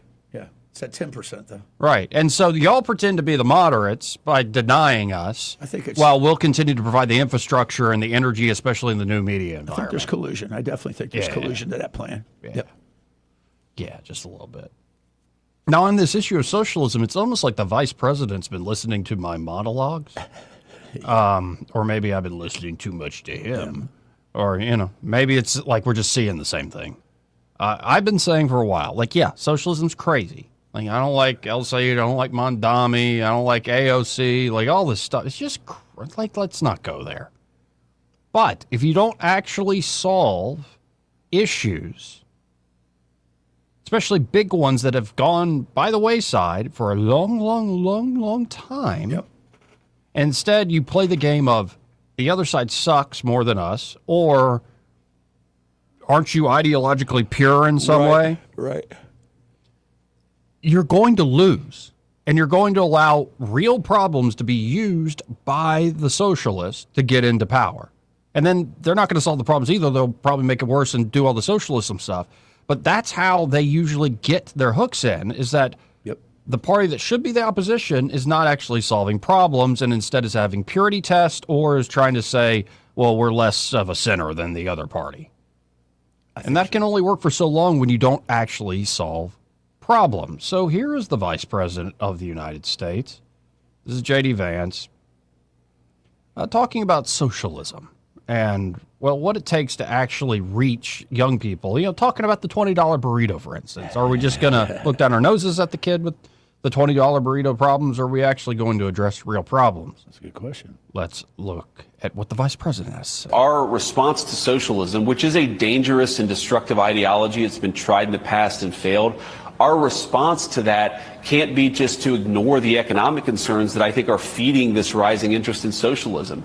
And I guess I would say to that young person that you as an American citizen deserve to have a good life in this country, and you deserve to have a government that is making it easier for you to start a family, for you to afford to get a good education, for you to have a good job, for you to afford a home. And what I would also say is that whilst these things sometimes take a little bit of time, we are already seeing the positive results come from the president's economic policies.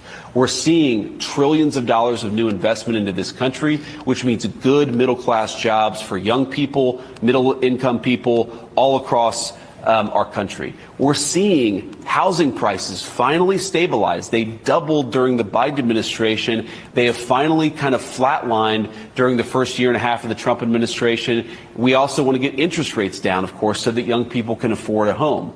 We want people to be able to afford the good things about this wonderful country that we all live in. And my warning to my fellow Republicans, Will, would be if we don't get this right, don't blame young people for being sympathetic to socialism. We've got to blame ourselves. And I think what is so unique and refreshing about Donald Trump's economic policies is that it's not the same old economic, ideas that you would have heard 30, 40 years ago. He's talking about rebuilding our industrial base, rebuilding the heartland, making our streets safer, making it possible for young people to afford to buy a home. This is how you stop socialism. You don't stop socialism by throwing slogans at people about the free market. As much as I love the free market, you stop socialism by making people's lives better. And that's what we're trying to do every single day. He gets it. He does. He actually gets it. And I don't know. It's going to be a heck of a fight. I'm hoping it won't be too much of a fight in 28 on the Republican side, but there's going to be some fight. Yeah. I think a lot of it comes down to the personal relationship between Marco Rubio and J.D. Vance. I think they could cut off at the pass any sort of really nasty fight. I do too. But the problem is, and this is the deal, and I heard even like Tucker Carlson talking about this, and of course people go off the rails. Tucker's talking about some grand conspiracy or whatever. I'm like, no. Here's at least what I took away from, and Tucker said a lot of stuff, but like, the issue is it's not just J.D. Vance and Marco Rubio. That these candidates represent cliques and massive interest groups, often interest groups that back them, that they kind of are like, thanks for backing me, but shut up, man. Yep. Like interest groups that think they can be the main character behind the throne, so to speak. That's exactly what they want to do. And so I'm hoping that it will actually be more Rubio and Vance, Marco and JD, actually running their own shows, and we bring something together that will actually solve problems. But if instead it's going to be just the usual political consultant nonsense, like now that Daddy Trump's gone, we're back to the old ways, gentlemen. Back to the good old days. Yeah, that's how you're going to end up with socialists running. That's exactly how you're going to do it. Let's go to line one. You're on there. Who's this? Well, Joey, how you doing? I'm all right. How are you doing? Mr. Troy, what's up, friend? Dukester, what's up?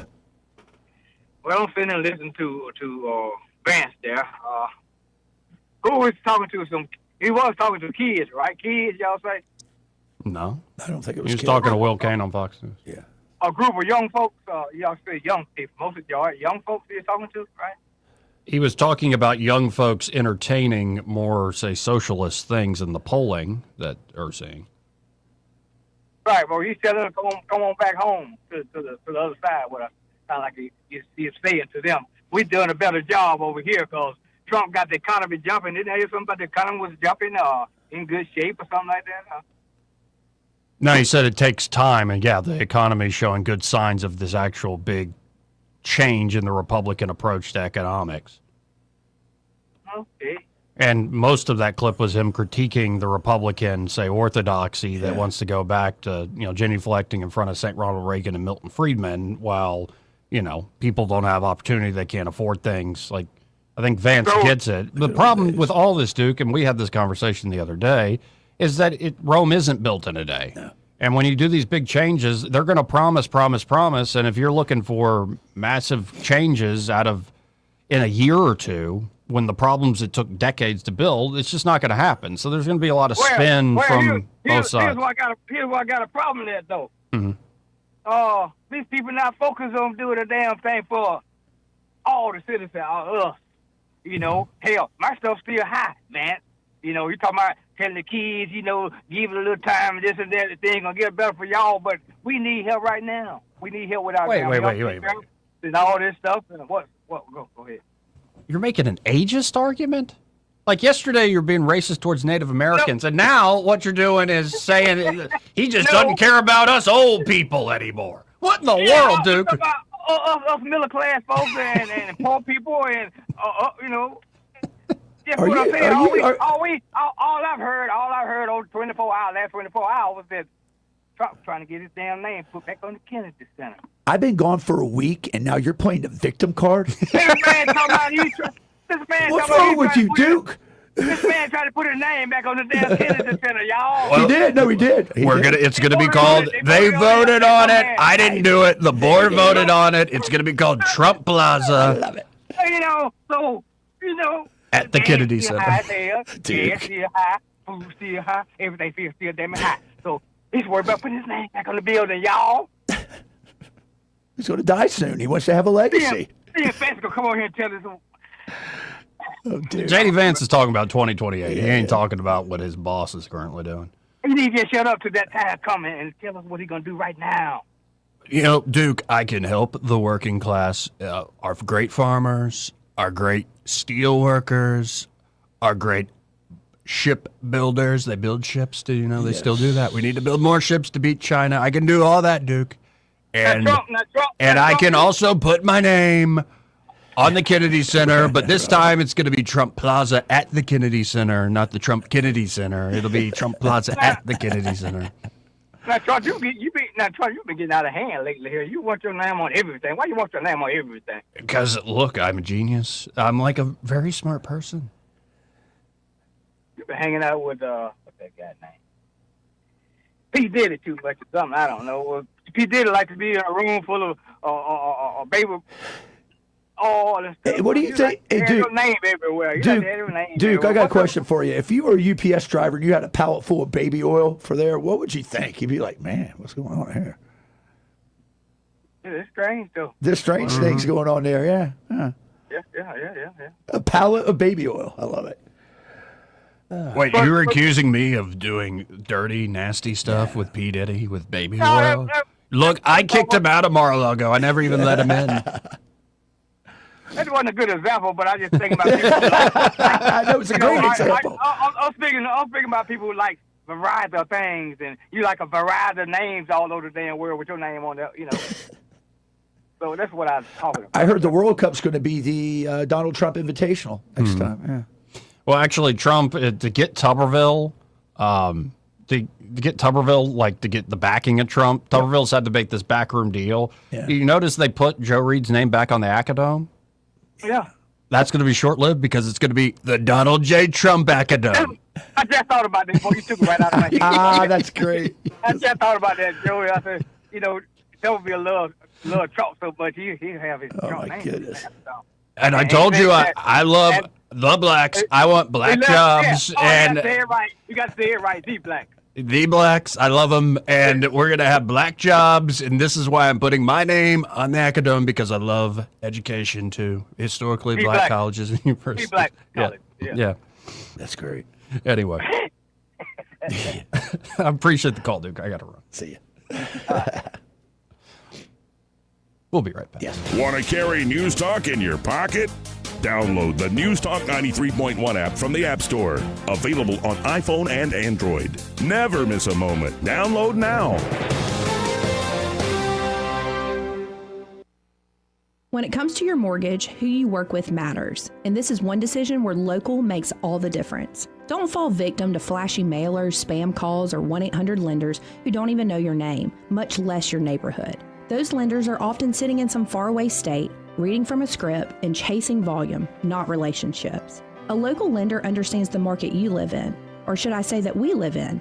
At Alabama Home Mortgage, you can look at us in the eye and trust us with one of the biggest financial decisions you'll ever make.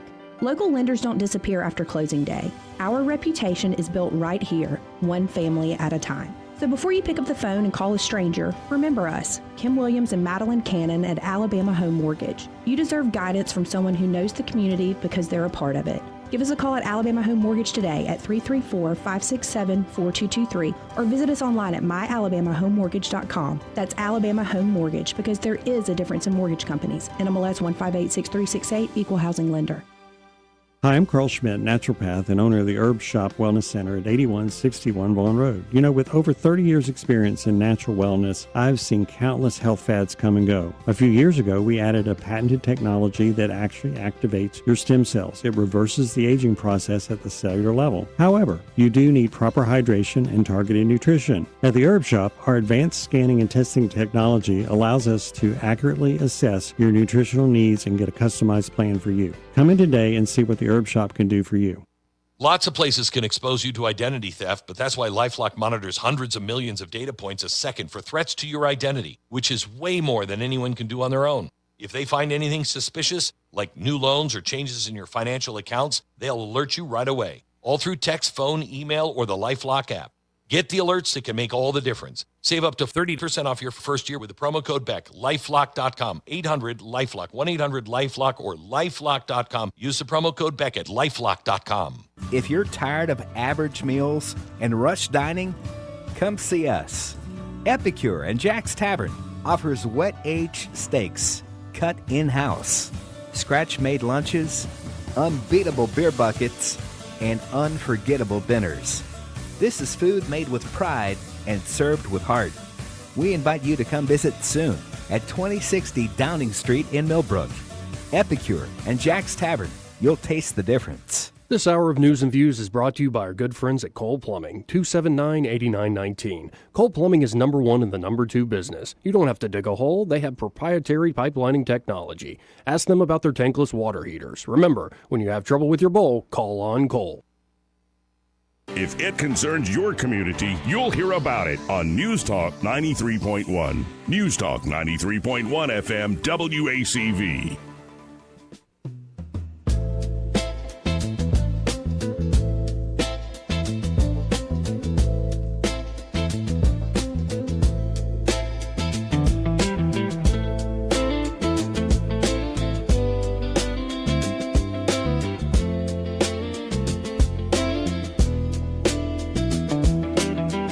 Welcome back.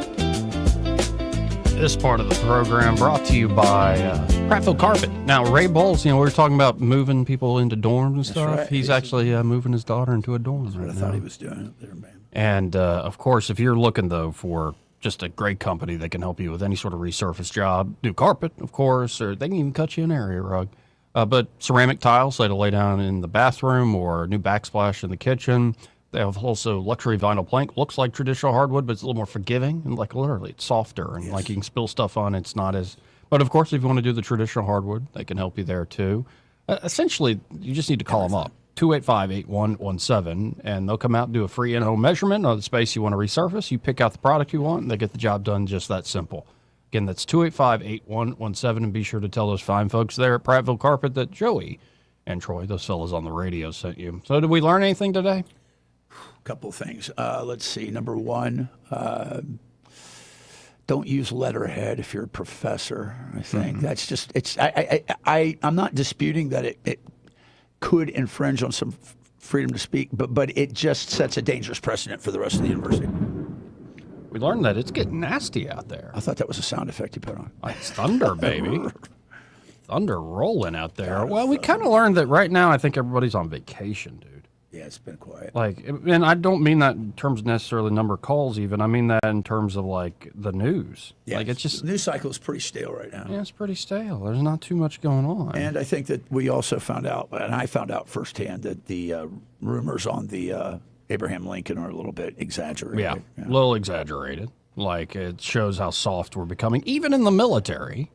Yep. We learned how standards dropping in education. We had 12 years of continued degradation under two Obamas and one Biden. So. And then, of course, we're also seeing this safety, keep me safe, give me flock cameras, give me every sort of medical intervention possible. I want to live forever. I never want to suffer or die, ever. All the peptides in the world can't prevent that. Yeah, good luck with that.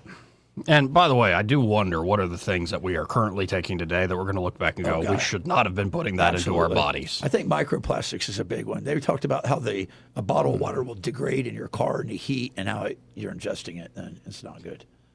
Anyway, hope you have a good weekend. I hope you have a great weekend, and I hope you have a good time tomorrow. Yeah, it should be nice flowers too, man. Look at this. Yeah, thank you again to the team over there and Ashley and the team over there at Martha Ray's Florist. They heard I go they like flowers, so I got a flower delivery from Vicky at Chappie's. Thank you, Vicky. Good job. It made me smile a little bit today. Anyway, let's get out of here. Broadcasting from the Riverside Chevrolet Master Control Center, this is WACV Cusada, News Talk 93.1 FM. When it's Chevy, it's Riverside.